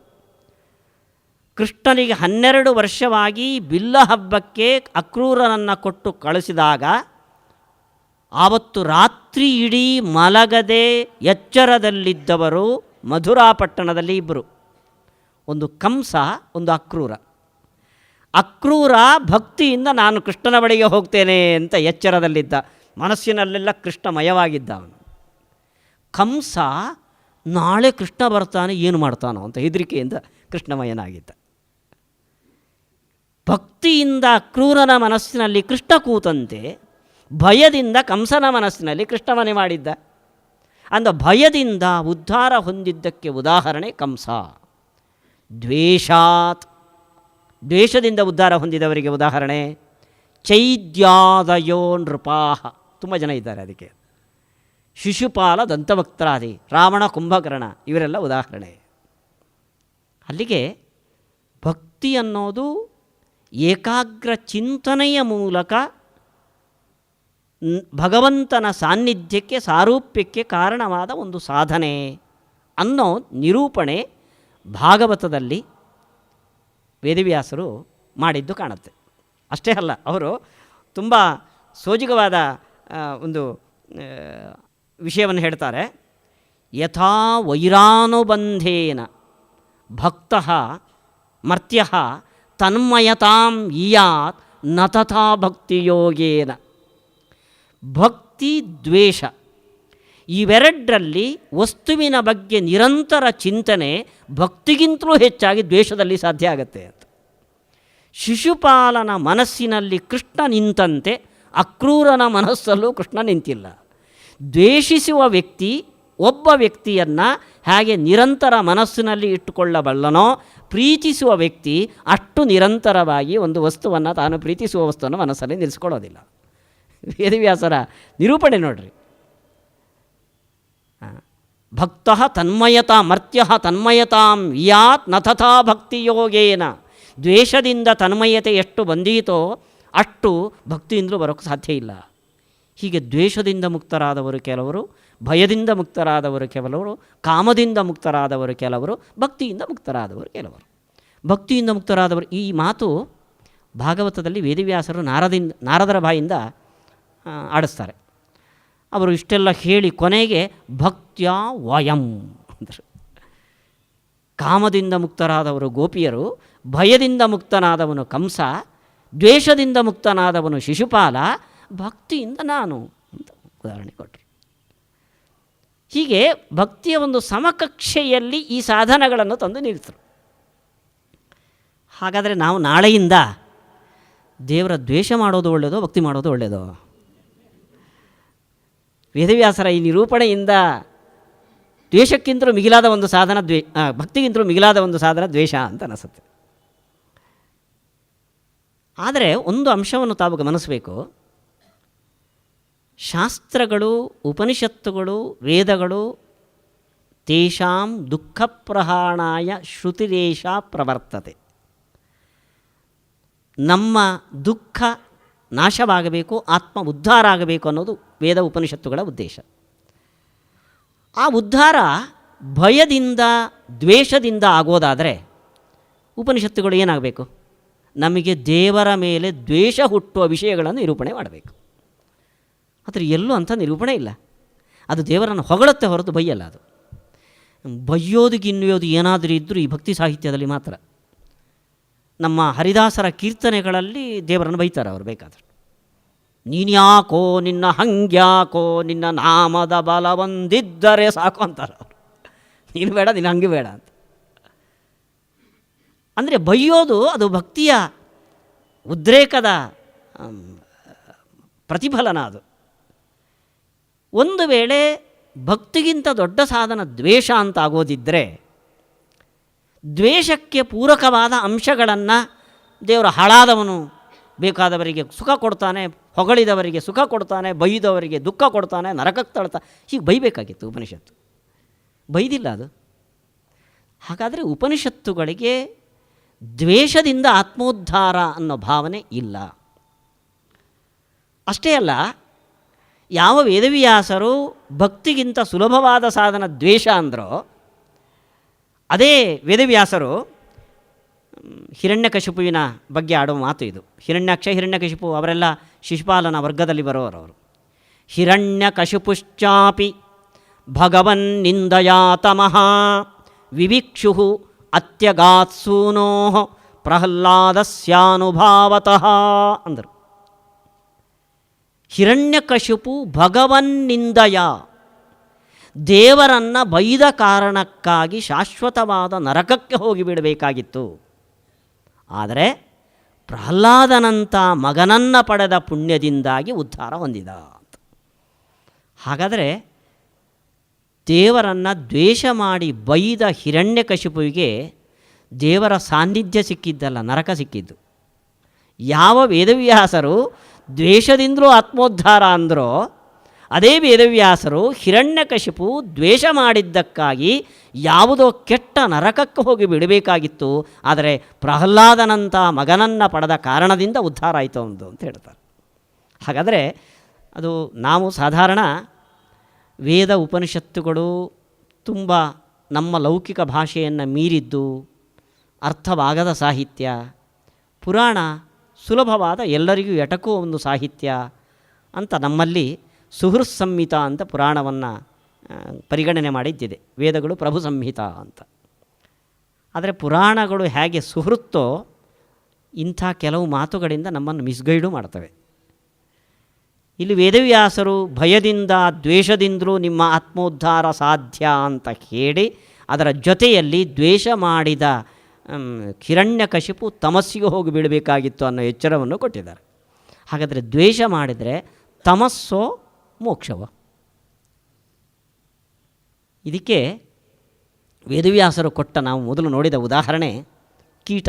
ಆ ಕೀಟದ ಉದಾಹರಣೆ, ಆ ಕೀಟದ ಉದಾಹರಣೆಯನ್ನು ವೇದವ್ಯಾಸರು ಭಾಗವತದಲ್ಲಿ ಕೊಟ್ಟಿದ್ದಾರೆ, ಇನ್ನೊಂದು ಕಡೆ ವಿವರಿಸಿದ್ದಾರೆ ಅದನ್ನು. ಕೀಟಕ್ಕೆ ಹೆದರಿಕೆಯ ಜೊತೆಯಲ್ಲಿ, ಅದು ಆ ದುಂಬಿಯನ್ನು ನೋಡಿದೆ, ಭಯಂಕರ ರೂಪ, ಅದು ತಾನು ಪುಟ್ಟದಾಗಿದೆ, ಹೆದರಿಕೆಯ ಜೊತೆಯಲ್ಲಿ ಆ ದುಂಬಿ ದಿನಾ ತಂದು ಇದಕ್ಕೆ ತಿನ್ನೋಕೆ ಕೊಡ್ತಾ ಇದೆ. ಅದು ಹಾಲೂಡಿಸುವ ಮಮ್ಮಿ. ಅದು ಒಂದು ಕಡೆ ಹೆದರಿಕೆ, ಒಂದು ಕಡೆ ಸ್ನೇಹ. ಹೀಗೆ ಭಯಭರಿತ ಸ್ನೇಹದಿಂದಾಗಿ ಆ ಕೀಟ ದುಂಬಿ ಆಯಿತೇ ಹೊರತು ಕೇವಲ ಭಯದಿಂದ ಅಲ್ಲ. ಭಯದಿಂದ ಕೃಷ್ಣನ ಒಳಗೆ ಸೇರಿಕೊಂಡ ಅಂತ ಅನ್ನೋದಕ್ಕೆ ಉದಾಹರಣೆ ವೇದವ್ಯಾಸರು ಕೊಟ್ಟಿದ್ದು ಕಂಸನನ್ನು. ಕಂಸ ಅಲ್ಲಿ ಡ್ಯುಯಲ್ ಪರ್ಸನಾಲಿಟಿ, ಅಲ್ಲಿ ಕಾಲನೇಮಿ ಅನ್ನೋ ದುಷ್ಟ ಜೀವದ ಪ್ರವೇಶವೂ ಆ ಶರೀರದಲ್ಲಿ ಇತ್ತು, ಒಬ್ಬ ಋಷಿಯ ಪ್ರವೇಶವೂ ಇತ್ತು, ಭೃಗು ಋಷಿಯ ಪ್ರವೇಶವೂ ಇತ್ತು. ಹೀಗಾಗಿ ಸ್ನೇಹ ಭಯ ಎರಡು ಬೆರೆತ ಭಾವ ಅಲ್ಲಿಂದ ಬಂತು. ಅಲ್ಲಿ ಸ್ನೇಹದ ಭಾವದಿಂದ ಉದ್ಧಾರ ಆಯಿತು ಹೊರತು ಭಯದ ಭಾವದಿಂದ ಅವನು ಉದ್ಧಾರ ಹೊಂದಿದ್ದಲ್ಲ. ದ್ವೇಷದಿಂದ ಮೋಕ್ಷಕ್ಕೆ ಉದ್ಧಾರಕ್ಕೆ ಉದಾಹರಣೆ ಕೊಟ್ಟಿದ್ದು ವೇದವ್ಯಾಸರು ಚೈದ್ಯಾದಯ, ಶಿಶುಪಾಲನನ್ನು ಹೆಸರಿಸಿದ್ದಾರೆ. ಅವರು ಜರಾಸಂಧನ ಹೆಸರು ಹೇಳಲಿಲ್ಲ, ದುರ್ಯೋಧನನ ಹೆಸರು ಹೇಳಲಿಲ್ಲ. ಅವರು ಶಿಶುಪಾಲ ಯಾರು ಅಂತ ನಮ್ಗೆ ಗೊತ್ತು. ಅವರು ದೇವರ ಮನೆ ಕಾಯುವ ದ್ವಾರಪಾಲಕರು, ಜಯ ವಿಜಯರು. ಶಾಪದಿಂದ ಈ ಕಡೆ ಬಂದವರು. ಶಾಪದಿಂದಾಗಿ ಒಂದು ಕಾರಣದಿಂದ ಭಗವಂತನ ದ್ವೇಷಕ್ಕೆ ಒಡೆದಾಗದವರು ಹೊರತು ನೈಜವಾಗಿ ಅವರ ಭಾವ ಭಕ್ತಿಭಾವ. ಹೀಗಾಗಿ ದ್ವೇಷದ ಉದಾಹರಣೆಯಾಗಿ ಪರಿಗಣಿಸಲ್ಪಟ್ಟ ಶಿಶುಪಾಲ ದಂತಭಕ್ತಾದಿಗಳು ನೈಜ ಭಕ್ತರು, ಶಾಪದಿಂದ ದ್ವೇಷ ಮಾಡಿದವರು. ಸೊ ದ್ವೇಷಾತಂದರೆ ದ್ವೇಷ ಮಾಡಿದ್ರೂ ಅದು ಸಹಜವಾದ ದ್ವೇಷ ಅಲ್ಲ, ಋಷಿ ಶಾಪದ ನಿಮಿತ್ತ ಅಂತ ಪರಿಗಣಿಸಿ ಭಗವಂತ ಅದನ್ನು ಮನ್ನಿಸಿ ಅವರ ಭಕ್ತಿಯ ಭಾವವನ್ನು ನೋಡಿ ಉದ್ಧರಿಸಿದ. ಇದು ಭಾಗವತದ ಭಾವ ಅನ್ನೋದನ್ನು ವೇದವ್ಯಾಸರು ಬೇರೆ ಪುರಾಣಗಳಲ್ಲಿ ಇದರ ಸ್ಪಷ್ಟೀಕರಣವನ್ನು ಕೊಟ್ಟಿದ್ದಾರೆ. ಅಲ್ಲಿಗೆ ಭಕ್ತಿ ಭಗವಂತನ ಕಡೆಗೆ ನಮ್ಮನ್ನು ಒಯ್ಯೋದು, ಸಾಯುಜ್ಯವನ್ನೋ ಸಾರೂಪ್ಯವನ್ನೋ ಕೊಡೋದು. ಅದು ಕೇವಲ ಯಾಂತ್ರಿಕವಾದ ನಿರಂತರ ಚಿಂತನೆಯಿಂದ ನಾವು ಅದೇ ಆಗಿಬಿಡ್ತೇವೆ ಅಂತ ಅನ್ನೋ ಥಿಯರಿ ಮೇಲೆ ಅಲ್ಲ. ಮತ್ತು ನಮ್ಮ ಈ ನಿರಂತರ ಸ್ನೇಹಕ್ಕೆ ಮೆಚ್ಚಿದ ಭಗವಂತ ತಾನು ಅನುಗ್ರಹಿಸಿ ಇವನ ಆತ್ಮೋದ್ಧಾರವನ್ನು ಮಾಡೋದು ಹೊರತು ಅದು ಯಾಂತ್ರಿಕವಾಗಿ ಕೀಟ ದುಂಬಿಯಾದಂತೆ ಆಗುವ ಪ್ರಕ್ರಿಯೆ ಅಲ್ಲ ಅನ್ನೋದನ್ನು ಶಾಸ್ತ್ರದ ಮಾತಿನ ವೇದವ್ಯಾಸರ ವಿವರಣೆಯ ಹಿನ್ನೆಲೆಯಲ್ಲಿ ನಾವು ತಿಳಿದುಕೊಡಬೇಕಾದ ಅವಶ್ಯಕತೆ ಇದೆ. ಆದ್ದರಿಂದ ಭಗವಂತನ ಸಾನ್ನಿಧ್ಯಕ್ಕೆ, ನಮ್ಮ ಆತ್ಮೋದ್ಧಾರಕ್ಕೆ ಸ್ನೇಹದಷ್ಟು, ಜ್ಞಾನಪೂರ್ಣವಾದ ಸ್ನೇಹದಷ್ಟು ಪವಿತ್ರವಾದ ಒಂದು ಸಾಧನ ಇಲ್ಲ. ಇದರ ವಿವರಣೆ ನಾವು ನವವಿಧ ಭಕ್ತಿಗಳು ಅಂತ ಬಂದಿದೆ. ನಾನು ನವವಿಧ ಭಕ್ತಿಗಳ ಬಗ್ಗೆ ಹೆಚ್ಚು ವಿವರಣೆ ಕೊಡಲಿಕ್ಕೆ ಹೋಗಿಲ್ಲ. ಯಾಕೆಂದರೆ ಅವೆಲ್ಲ ಭಕ್ತಿಯ ಪ್ರಭೇದಗಳಲ್ಲ. ಭಕ್ತಿ ಅನ್ನೋದು ಮಾನಸ ಭಾವ. ನವವಿಧ ಭಕ್ತಿ ಶ್ರವಣಂ, ಕೀರ್ತನಂ, ವಿಷ್ಣೋ ಸ್ಮರಣಂ, ಪಾದಸೇವನಂ, ಅರ್ಚನಂ, ವಂದನಂ, ದಾಸ್ಯಂ, ಸಖ್ಯಂ, ಆತ್ಮನಿವೇದನಂ. ಇವೆಲ್ಲ ಒಂದು ರೀತಿಯ ಶಾರೀರಿಕ, ಇದರಲ್ಲಿ ಹೆಚ್ಚಿನ ಅಂಶಗಳು ಶಾರೀರಿಕ ಪ್ರತಿಕ್ರಿಯೆಗಳು. ಅದು ಭಕ್ತಿ ಅಲ್ಲ, ಭಕ್ತಿಯ ಪರಿಣಾಮ ಅದು. ಸೊ ಭಕ್ತಿ ಅನ್ನೋದು ಜ್ಞಾನಪೂರ್ಣವಾದ ಸ್ನೇಹ ಎಂಬ ಮನಸ್ಸಿನ ಭಾವವಿಶೇಷ. ಅದು ಅದರ ಪ್ರತಿಕ್ರಿಯೆಗಳು ಇದು. ನಾನು ಈ ನವವಿಧ ಭಕ್ತಿಯನ್ನು ಸಂಕ್ಷೇಪವಾಗಿ ನಿಮ್ಮ ಮುಂದೆ ಇಡ್ತೇನೆ. ಅದಕ್ಕಿಂತ ಮುಂಚೆ ಒಂದು ಅಂಶವನ್ನು ನಾವು ಗಮನಿಸಬೇಕು. ಭಕ್ತಿಯ ಪ್ರತಿಕ್ರಿಯೆ ಹೇಗೆ ಅಂತ ಹೊರಗಡೆ ಅದನ್ನು ಪುರಾಣಗಳಲ್ಲಿ ವೇದವ್ಯಾಸರು ನಿರೂಪಣೆ ಮಾಡುವಾಗ ಹಸತ್ಯತೋ ರೌತಿ ನೃತ್ಯತಿ ಗಾಯತಿ ಅಂತ ಅಂದಿದ್ದಾರೆ. ಭಕ್ತಿಯ ಪರಾಕಾಷ್ಠೆ ಹೇಗೆ ಅಂದರೆ ಅಕ್ಕಪಕ್ಕದಲ್ಲಿ ಯಾರಿದ್ದಾರೆ ಅನ್ನೋದನ್ನು ಗಮನಿಸದೆ, ನಾನು ಎಷ್ಟು ದೊಡ್ಡ ವ್ಯಕ್ತಿ, ನನ್ನ ಸ್ಥಾನಮಾನಗಳನ್ನೂ ನಾನು ಪರಿಗಣಿಸದೆ, ದೇವರ ವಿಚಾರ ಬಂದಾಗ ಮೈ ಮರೆತು ಯಾರು ಕುಣಿತಾನೋ, ನೃತ್ಯತಿ ಗಾಯತಿ ಹಸತಿ ರೋದಿತಿ, ಏಕಾಂತದಲ್ಲಿ ಕೂತು ಕೆಲವೊಮ್ಮೆ ಅಳುತ್ತಾನೆ, ಕೆಲವೊಮ್ಮೆ ನಗುತ್ತಾನೆ. ಇದು ಭಕ್ತಿಯ ಪರಾಕಾಷ್ಠತೆಯ ಸೂಚನೆ ಅಂತ. ಆದರೆ ವೇದವ್ಯಾಸರು ಇದನ್ನೇ ಹೇಳಿದ ವೇದವ್ಯಾಸರು ಡಂಬಸ್ಯ ಚಲಭಕ್ತೇಶ್ಚ, ಇದು ಡಾಂಬಿಕತನದ ಪ್ರದರ್ಶನೆ, ಇದನ್ನೇ ಭಕ್ತಿಯ ಕುರುಹು ಅಂತ ನೀವು ಭಾವಿಸಬೇಡಿ ಅನ್ನೋ ಎಚ್ಚರವನ್ನು ಕೊಟ್ಟಿದ್ದಾರೆ. ಇವತ್ತು ಭಕ್ತಿ ಅಂತ ಹೇಳಿಕೊಳ್ಳುವ ಭಕ್ತ ವರ್ಗ ರಸ್ತೆಯಲ್ಲಿ ಡಮರು ಹಿಡ್ಕೊಂಡು ಎತ್ತರಕ್ಕೆ ಕುಣಿದು ಭಜನೆ ಮಾಡುವ ಗುಂಪಿದೆ. ನೀವು ನಮ್ಮ ದೇವಸ್ಥಾನದಲ್ಲಿ ರಥೋತ್ಸವ ಭಜನೆ ಮಾಡಲಿಕ್ಕೆ ಬರಬೇಕು ಅಂದರೆ ನಮ್ಮ ಭಜನೆಯ ಕಾಂಟ್ರ್ಯಾಕ್ಟ್ 5,000 ಅಂತಾರೆ ಅವರು. ಇದು ಡಂಬಸ್ಯ ಚಲಭಕ್ತೇಶ್ಚ. ಅಂದರೆ ಭಕ್ತಿಯ ನಿಜವಾದ ದೈಹಿಕ ಪ್ರತಿಕ್ರಿಯೆ ಯಾವುದು ಅಂದರೆ ಮನಃಪ್ರಸಾದ, ಸೌಮ್ಯತ್ವಂ. ಇದು ಮನಸ್ಸಿನ ಪ್ರಸಾದ, ಸೌಮ್ಯತ್ವಂ, ಚಿತ್ತದ್ರವ ತಥಾ ದಾರ್ಢ್ಯಂ. ಇದು ಭಕ್ತಿಯ ಪ್ರತಿಕ್ರಿಯೆ ಅಂತ. ಭಕ್ತಿಯ ಗಂಭೀರವಾದ ಪ್ರತಿಕ್ರಿಯೆಗಳು ಇದು. ಚಿತ್ತದ್ರವ, ದೇವರ ವಿಷಯಗಳನ್ನು ಕೇಳ್ತಾ ಕೇಳ್ತಾ ಎಷ್ಟು ಕಠೋರವಾದ ಮನಸ್ಸು ಕೂಡ ಮೃದುವಾಗಿ ಬಿಡಬೇಕು, ಕರಗಿಬಿಡಬೇಕು. ಇದು ಭಕ್ತಿಯ ಲಕ್ಷಣ. ಚಿತ್ತದ್ರವ ತಥಾ ದಾರ್ಢ್ಯಂ. ದಾರ್ಢ್ಯ ಅಂದರೆ ದೇವರ ಬಗ್ಗೆ ಇದ್ದ ಸ್ನೇಹ ಏನಾದರೂ ವ್ಯತ್ಯಾಸ ಆಗಬಾರ್ದು. ದ್ವೇಷಕ್ಕೆ ಪರಿವರ್ತನೆ, ಔದಾಸೀನ್ಯಕ್ಕೆ ಪರಿವರ್ತನೆ ಆಗಬಾರ್ದು. ಸಾಧಾರಣ ನಮ್ಮ ಸಂಸಾರದಲ್ಲಿ ಸುಖ ಸಂತೋಷಗಳಿರುವಾಗ ತಿರುಪತಿ ಯಾತ್ರೆ ಮಾಡಿ ಬರ್ತೀವಿ ನಾವು. ಅದೇ ವ್ಯತ್ಯಾಸಗಳಾದರೆ ಇಷ್ಟು ಮಾಡಿಯೂ ಕೂಡ ದೇವರು ಹೀಗೆ ಮಾಡಿದರು, ಬರುವ ವರ್ಷ ತಿರುಪತಿ ಯಾತ್ರೆ ಬಂದು ಅಂತ ಮಾಡ್ತೇವೆ. ಇದು ದಾರ್ಢ್ಯದ ಸಂಕೇತ ಅಲ್ಲ. ಸಂಸಾರದಲ್ಲಿ ನಮ್ಮಕ್ಕೆ ಸಂಬಂಧಪಟ್ಟಂತೆ ವೇರುಪೇರುಗಳು ಏನಾದರೂ ಕೂಡ ಈ ದಾರ್ಢ್ಯ ಸಡಿಲಾಗಬಾರ್ದು. ಮನಃಪ್ರಸಾದ, ಮನಸ್ಸು ಯಾವತ್ತೂ ಪ್ರಸನ್ನವಾಗಿರಬೇಕು. ಮನಸ್ಸು ಪ್ರಸನ್ನತೆ ಮುಖದಲ್ಲಿ ಗೊತ್ತಾಗತ್ತೆ. ಮನಸ್ಸಿನಲ್ಲಿ ಏನಾದರೂ ಯೋಚನೆ, ಸಿಟ್ಟು ಇದು ಇದ್ದರೆ ಮುಖದಲ್ಲಿ ಅದರ ಪಡಿಯಚ್ಚು ಕಾಣುತ್ತದೆ. ನಗನಗತ ಪ್ರಸನ್ನವಾದ ಮುಖ ಏನಿದೆಯೋ ಇದು ಮನಃಪ್ರಸಾದದ ಸೂಚನೆ. ಇದು ಭಕ್ತಿಯ ಸಿಂಪ್ಟಮ್ಸ್, ಸೂಚನೆಗಳು ಅಂತ ವೇದವ್ಯಾಸರು ತುಂಬ ಮಾರ್ಮಿಕವಾಗಿ ಈ ವಿಷಯವನ್ನು ಹೇಳಿದ್ದಾರೆ. ಇದು ದೇಹದ ಪ್ರತಿಕ್ರಿಯೆಗಳು ಹೇಗೋ ಶ್ರವಣಂ ಕೀರ್ತನಂ ವಿಷ್ಣೋಹೋ ಅಂತ ಅನ್ನೋದು ಕೂಡ ಭಕ್ತಿಯ ಪ್ರತಿಕ್ರಿಯೆಗಳು. ನಾರದ ಭಕ್ತಿ ಸೂತ್ರ 11 ಭಕ್ತಿಯ ಪ್ರತಿಕ್ರಿಯೆಗಳನ್ನು ಉಲ್ಲೇಖ ಮಾಡಿದೆ. ಭಾಗವತದಲ್ಲಿ ವೇದವ್ಯಾಸರು ಪ್ರಹ್ಲಾದನ ಸಂದರ್ಭವನ್ನು ನಿರೂಪಣೆ ಮಾಡಿದಾಗ ಸಪ್ತಮ ಸ್ಕಂಧದಲ್ಲಿ ಈ ನವವಿಧ ಭಕ್ತಿಯನ್ನು ನಿರೂಪಣೆ ಮಾಡ್ತಾರೆ. ಶ್ರವಣಂ ಮೊದಲನೇದು. ಕೃಷ್ಣ ನಮಗೆ ನಿಮಗೆಲ್ಲ ಕೊಟ್ಟ ಟೈಟ್ಲು ಶ್ರುತಿಪರಾಯಣ ಅಂತ. ನಮ್ಮ ಪಂಚೇಂದ್ರಿಯಗಳಲ್ಲಿ ಅಧ್ಯಾತ್ಮದ ಸಾಧನೆಯ ಮುಖ್ಯವಾದ ಇಂದ್ರಿಯ ಅದು ಕಿವಿ ಅಂತ. ಕಿವುಡುತನ ಇದ್ದರೆ ಅಧ್ಯಾತ್ಮ ಸಾಧನೆ ಬಂದ್. ಯಾಕೆಂದರೆ ದೇವರು ಏನು ಎತ್ತ ಅಂತ ತಿಳಿಬೇಕಾದರೆ ಇರೋ ಸಾಧನ ಒಂದೇ, ಶ್ರುತಿಪರಾಯಣ. ಕೇಳ್ತಾ ಕೇಳ್ತಾ ಮನಸ್ಸಿಗೆ ಸಂಸ್ಕಾರ ಮೂಡುತ್ತೆ. ನಮ್ಮ ಸಂಸ್ಕೃತ ಸಾಹಿತ್ಯದಲ್ಲಿ ಒಬ್ಬ ವೈಯಾಕರಣನ ಚರಿತ್ರೆ ಬರ್ತದೆ. ಅವನು ಪಾಣಿನಿಯ ಗುರುಕುಲದಲ್ಲಿದ್ದವ. ವ್ಯಾಕರಣ ಎಲ್ಲರ ಜೊತೆ ಕೂತು ಓದ್ದ ಏನಾದರೂ ಅರ್ಥ ಆಗಲ್ಲ ಅವನಿಗೆ. ರಾತ್ರೋರಾತ್ರಿ ಗುರುಕುಲದಿಂದ ಬಿಟ್ಟು ಓಡೋದ ಅವನು. ಓಡೋಗಿ ಒಂದು ಬಾವಿಯ ಹತ್ತಿರ ರಾತ್ರಿ ಕಳೆದ. ಬೆಳಗಾದರೆ ಹೆಂಗಸರು ಬಾವಿ ನೀರು ಸೇದೋಕ್ಕೆ ಬಂದರು. ಬಾವಿಯ ಕಟ್ಟೆಯಲ್ಲಿ ಒಂದು ಕಲ್ಲಿನ ಗುಳಿ ಕಾಣಿಸ್ತು ಅವನಿಗೆ, ಹೊಂಡ. ಅದು ಏನು ಅಂತ ಹೆಂಗಸರು ಹತ್ತ ಕೇಳಿ, ಯಾರು ಈಗ ಹೊಂಡ ಮಾಡಿದ್ದು ಅಂತ. ಮಾಡಿದ್ದೇನಲ್ಲ, ದಿನಾ ಬಿಂದಿಗೆ ಇಟ್ಟು ಹೊಂದ ಬಿದ್ದಿದೆ ಅಂದರು ಅವರು. ಆವಾಗ ಇವನಿಗೆ ಫ್ಲ್ಯಾಶ್ ಆಯಿತು. ಒರಟಾದ ಕಲ್ಲಿಗೆ ಮೃದುವಾದ ಬಿಂದಿಗೆ ದಿನ ಇಟ್ಟು ಅಲ್ಲೊಂದು ಹೊಂಡ ಆಗಬೇಕಾದ್ರೆ ನನ್ನ ಮೃದುವಾದ ಮನಸ್ಸಿಗೆ ಕೇಳಿ ಅಲ್ಲೊಂದು ಹೊಂಡ ಯಾಕಾಗಬಾರ್ದು? ಸೀದಾ ಗುರುಕುಲಕ್ಕೆ ವಾಪಸ್ ಹೋದ. ಹೀಗೆ ನಮ್ಮ ಮನಸ್ಸಿನ ಮಾರ್ಧವಕ್ಕೆ ತಿದ್ದೋದಕ್ಕೆ ಕಾರಣವಾದ್ದು ಕಿವಿ. ಆದ್ದರಿಂದ ಶ್ರವಣಂ, ಭಕ್ತಿ, ಸ್ನೇಹ, ಗೌರವ, ಜ್ಞಾನ ಮೂಡೋದಕ್ಕೆ, ಭಕ್ತಿಗೆ ತಳಹದಿ ಮೂಡೋದಕ್ಕೆ ಕಾರಣವಾದ್ದು ಶ್ರವಣಂ. ಕಾಕುವಾರ್ತೆಯ ಕೇಳಿ ಭಾಗವತದಲ್ಲಿ ಸುಂದರವಾದ ಒಂದು ನಿರೂಪಣೆ ಹೇಳ್ತಾರೆ.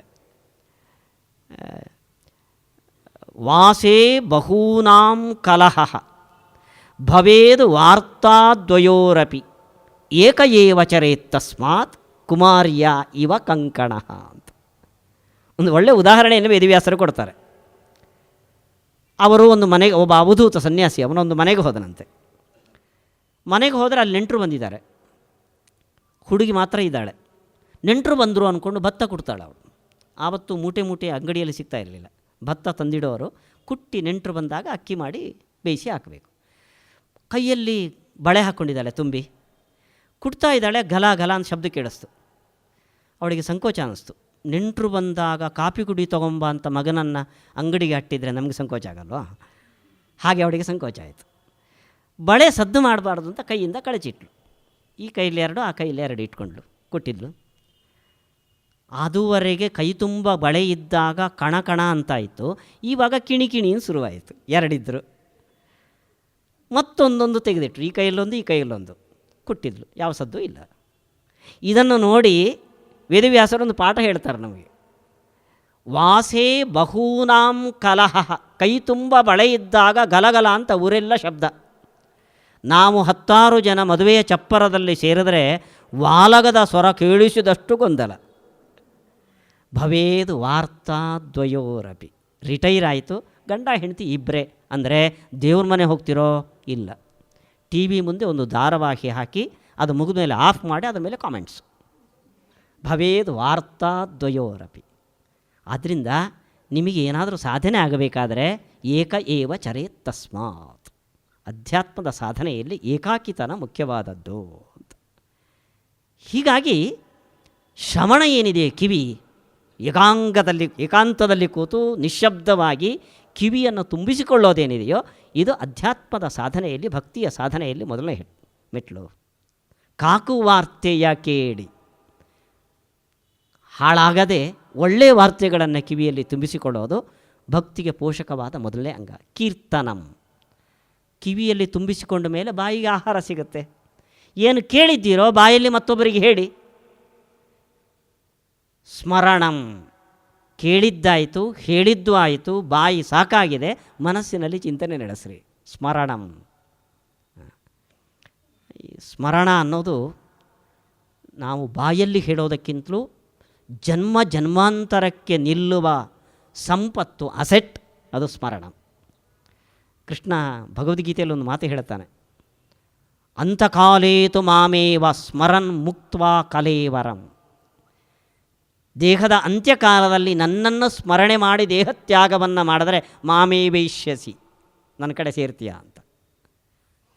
ಅಂತ್ಯಕಾಲದಲ್ಲೆಲ್ಲ ಆಮೇಲೆ ನೋಡೋಣ, ಇವಾಗ ಪ್ರಪಂಚದಲ್ಲಿ ಆರಾಮವಾಗಿರೋಣ ಅಂದರೆ, ಒಬ್ಬ ವಿದ್ಯಾರ್ಥಿ ವರ್ಷದ ಕೊನೆಯಲ್ಲಿ 3 ಗಂಟೆಯ ಪತ್ರಿಕೆಯನ್ನು ಉತ್ತರ ಬರೀಬೇಕಾದ್ರೆ, ಆನ್ಸರ್ ಕೊಡಬೇಕಾದ್ರೆ 8, 9, 10 3 ವರ್ಷ ನಿರಂತರ ಶಾಲೆಗೆ ಹೋಗಿ ಅದರ ಜೊತೆಯಲ್ಲಿ ಒಂದು ಸಬ್ಜೆಕ್ಟಿಗೆ 2000 ಥರ ಟ್ಯೂಷನ್ ತಗೊಂಡು 3 ವರ್ಷ ಪ್ರಯತ್ನ ಪಟ್ಟರೆ 3 ಗಂಟೆ ಪೇಪರ್ ಬರೀತಾನೆ. ಅಂತ್ಯಕಾಲದ ಹರಿಸ್ಮರಣೆ ಈ ವಿದ್ಯಾರ್ಥಿಯ ಸಾಧನೆಯಂತೆ. ಜೀವನದಿಂದ ಆಮೂಲಾಗ್ರವಾಗಿ ಇದ್ದರೆ, ಸ್ಮರಣೆ ಮನಸ್ಸಿಗೆ ಹಚ್ಚಿದರೆ ಅದು ಕೊನೆಗೆ ಅದನ್ನು ಸ್ಮರಿಸುತ್ತೆ. ಅದಿಲ್ಲ, ವ್ಯಾಪಾರ ವಹಿವಾಟಲ್ಲಿ ನಾವಿದ್ದರೆ, ಅಯ್ಯೋ ನಾನು ಹೋದ ಮೇಲೆ ನನ್ನ ಆಸ್ತಿಗೆ ಜವಾಬ್ದಾರಿ ಯಾರು? ಅದರಿಂದ ಸ್ಮರಣೆ ಮನಸ್ಸಿಗೆ ಕೊಡೋ ಒಂದು ದೊಡ್ಡ ಸಂಸ್ಕಾರ. ಶ್ರವಣಂ ಕೀರ್ತನಂ ವಿಷ್ಣು ಸ್ಮರಣಂ ಪಾದಸೇವನಂ ಅಂತ. ಪಾದಸೇವನೆ ನಿಮಗೆಲ್ಲ ಸಿಗೋದಿಲ್ಲ. ಪಾದಸೇವನಂ ಅಂದರೆ ಕಾಲೊತ್ತೋದು, ಅವರ ಸೇವೆ ಮಾಡೋದು. ದೇವರ ಸೇವೆ ನಮಗೆಲ್ಲಿ ಸಿಗುತ್ತೆ? ಏನಿದ್ರು ದೇವಸ್ಥಾನಕ್ಕೆ ಹೋಗಿ ಅಲ್ಲೇನಾದರೂ ಹೂವು ತುಳಸಿಯೋ ಒರೆಸೋದೋ ಇನ್ನೊಂದೋ ಮಾಡಬಹುದು ಹೊರತು ಪಾದ ಸೇವನೆ ನಮಗೆ ಸಿಗೋದಿಲ್ಲ. ಅದೆಲ್ಲ ದೇವರ ಅವತಾರ ಕಾಲದಲ್ಲಿ ಯಾರಿದ್ದರೋ ಉದ್ಧವ ಇಂಥವರಿಗೆಲ್ಲ ಪಾದ ಸೇವನೆ ಸಿಗುವಂಥದ್ದು. ಅದಕ್ಕೋಸ್ಕರ ಇದಕ್ಕೊಂದು ಇನ್ನೊಂದು ಅರ್ಥವನ್ನು ಬರೆದಿದ್ದಾರೆ ನಮಗೆ ಸಾಧನೆಗೆ ಅನುಗುಣವಾಗುವಂತೆ. ಪಾದ ಸೇವನ ಅಂದರೆ ನಮ್ಮ ಪಾದದ ಸೇವೆಯನ್ನು ನಾವು ಬಳಸಿಕೊಳ್ಳೋದು ಅಂತ. ಏನು? ನಮ್ಮ ಪಾದವನ್ನು ದಿನಕ್ಕೆ ಒಂದು ಸತಿ ಆದರೂ ದೇವಸ್ಥಾನಕ್ಕೆ ಹೋಗಿ ಸ್ವಲ್ಪ ಸವಿಸೋದು.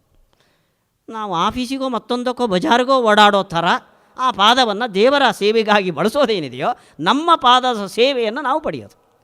ಇನ್ನು ಗಟ್ಟಿಮುಟ್ಟಾಗಿದ್ದರೆ ಬದ್ರಿಗೋ ಕಾಶಿಗೋ ತೀರ್ಥಯಾತ್ರೆಗೆ ಹೋಗಿ ಪಾದ ಸೇವನೆಯನ್ನು ಮಾಡೋದು. ಇದು ಭಕ್ತಿಯ ಮತ್ತೊಂದು ಪರಿಣಾಮ. ಅವೆರಡು ಭಕ್ತಿಗೆ ಪೋಷಕವಾದರೆ ಇದು ಭಕ್ತಿಯಿಂದ ಉದಿಸುವ ಶಾರೀರಿಕ ಪ್ರತಿಕ್ರಿಯೆ. ಸ್ಮರಣಂ ಪಾದ ಸೇವನಂ. ಅರ್ಚನಂ ಅಂದರೆ ದೇವರ ಪೂಜೆ ಅಂತ. ನಾವು ತುಂಬ ವೈಭವ ಇದ್ದರೆ, ದೊಡ್ಡ ಮನೆಯನ್ನು ಕಟ್ಟಿಸುವಾಗ ನಾವು ದೇವರ ಆಸ್ತಿಕತನವನ್ನು ಬೆಳೆಸಿಕೊಂಡು ಬಂದರೆ ಮನೆಯಲ್ಲಿ ಒಂದು ದೇವರ ಮನೆ ಇರಬೇಕು ಅಂತ ನಮ್ಮದೊಂದು ಯೋಚನೆ. ಬಂದವರಿಗೆಲ್ಲ ನೋಡಿ ನಮ್ಮ ದೇವರ ಮನೆ ಅಂತಲೇ ತೋರಿಸೋದು. ಬೆಡ್ರೂಮ್ ತೋರಿಸೋಕ್ಕಿಂತ ಮುಂಚೆ ದೇವ್ರ ಮನೆ ತೋರಿಸೋದು. ಆ ದೇವ್ರ ಮನೆ ಕಟ್ಟಿದ್ದು ಯಾಕೆ ಅಂದರೆ ದೇವ್ರ ಮನೆ ತೋರಿಸೋಕ್ಕೋಸ್ಕರ. ನಮ್ಮ ಯೋಚನೆ ದೊಡ್ಡ ದೇವರಿಗೆ ಎಷ್ಟು ದೊಡ್ಡ ಜಾಗ ಕೊಟ್ಟಿದ್ದೀನಿ ನಾನು ಅಂತ.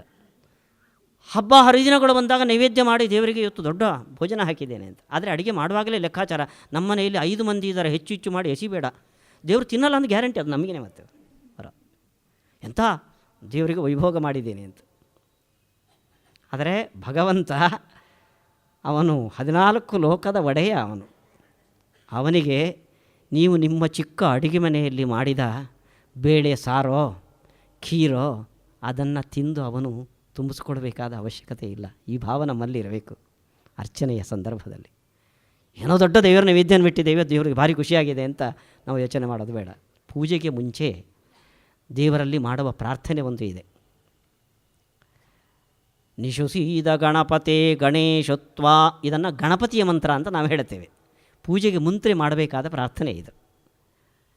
ನಾವೇನು ಪ್ರಾರ್ಥನೆ ಮಾಡ್ತೇವೆ ಅಂದರೆ, ಗಣಪತೆ ನಮ್ಮ ಇಂದ್ರಿಯಗಳ ಒಳಗಡೆ ನಿಂತು ಕಾರ್ಯವೆಸಗುವವ ನೀನು, ಮಹಾಮರ್ಕಂ ಮಘವನ್ ಚಿತ್ರಮರ್ಚ. ನಿನ್ನ ಪೂಜೆಗೆ ನಾನು ಕೂತಿದ್ದೇನೆ, ಘಂಟಾಮಣಿ ಕೈಯಲ್ಲಿ ಅಲ್ಲಾಡಿದ್ರೆ ಮನಸ್ಸು ಮನೆಯೆಲ್ಲ ಓಡಾಡುತ್ತೆ. ಹಾಗಾಗದೆ ನನ್ನ ಇಂದ್ರಿಯಗಳೆಲ್ಲ ನಿನ್ನ ಪೂಜೆಯಲ್ಲಿ ತನ್ಮಯವಾಗುವಂತೆ ಮಘವನ್ ಚಿತ್ರಮರ್ಚ, ನನ್ನ ದೇಹದಲ್ಲಿ ಕೂತು ನಿನ್ನ ಪೂಜೆಯನ್ನು ನೀನು ಮಾಡಿಸಿಕೋ. ಇದು ದೇವರ ಮುಂದೆ ಮಾಡುವ ಅರ್ಚನೆಯ ದಾಸ್ಯಭಾವ. ಇದು ದೇವರಿಗೇನೋ ದೊಡ್ಡದು ಕೊಟ್ಟಿದ್ದೀವಿ ಅಂತಲ್ಲ, ನೀನು ಕೊಟ್ಟ ವೈಭವವನ್ನು ನಿನ್ನನ್ನು ಮರೆಯದೆ ನಾನು ನಿನಗೆ ಸಲ್ಲಿಸ್ತಾ ಇದ್ದೇನೆ. ಇದು ನನ್ನ ಚಿಕ್ಕ ಮಟ್ಟದ ಒಂದು ಕೃತಜ್ಞತೆ. ನಿನಗೆ ಮೂಲ ಲೋಕದ ಒಡೆಯ, ನಿನ್ನ ವೈಭವಕ್ಕೆ ಎಣೆಯಿಲ್ಲ, ನನ್ನ ಪುಟ್ಟ ಮನೆಗೆ ಬಂದು ಈ ನನ್ನ ಪೂಜೆಯನ್ನು ನೀನು ಸ್ವೀಕಾರ ಮಾಡಿಸಿಕೊಂಡು ಅಂತ. ಈ ಅರ್ಚನೆ ವೇದವ್ಯಾಸರು ಹೇಳ್ತಾರೆ, ಪ್ರತಿಮಾಸು ಅಪ್ರಬುದ್ಧಾನಾಂ ಸರ್ವತ್ರ ವಿದಿತಾತ್ಮನಾಂ ಅರ್ಚಾಯಾಂ ಅರ್ಚಯೇತ್ ತಾವತ್ ಯಾವತ್ ಹೃದಿ ನವೇದ ಸಹ. ನಮ್ಮ ಹರಿದಾಸ ಸಾಹಿತ್ಯದಲ್ಲಿ, ಕನ್ನಡದ ಹರಿದಾಸ ಸಾಹಿತ್ಯದಲ್ಲಿ ಮಾನಸ ಪೂಜೆ ಅಂತ ಒಂದು ಬರುತ್ತೆ. ಅರ್ಚನೆ ಅಂದರೆ ಹೊರಗಡೆ ದೇವರಿಗೆ ನಡೆಯುವ ಷೋಡಶ ಉಪಚಾರದ ಪೂಜೆಗಿಂತಲೂ ಆ ಪೂಜೆ ಇಲ್ಲಿಯ ಅರ್ಚನೆಗೆ ಸಹಕಾರಿಯಾಗಬೇಕು ಅಂತ ಹೇಳ್ತಾರೆ. ಅರ್ಚಾದೌ ಅರ್ಚಯೇ ತಾವತ್ ಯಾವತ್ ಹೃದಿ ನವೇದ ಸಹ.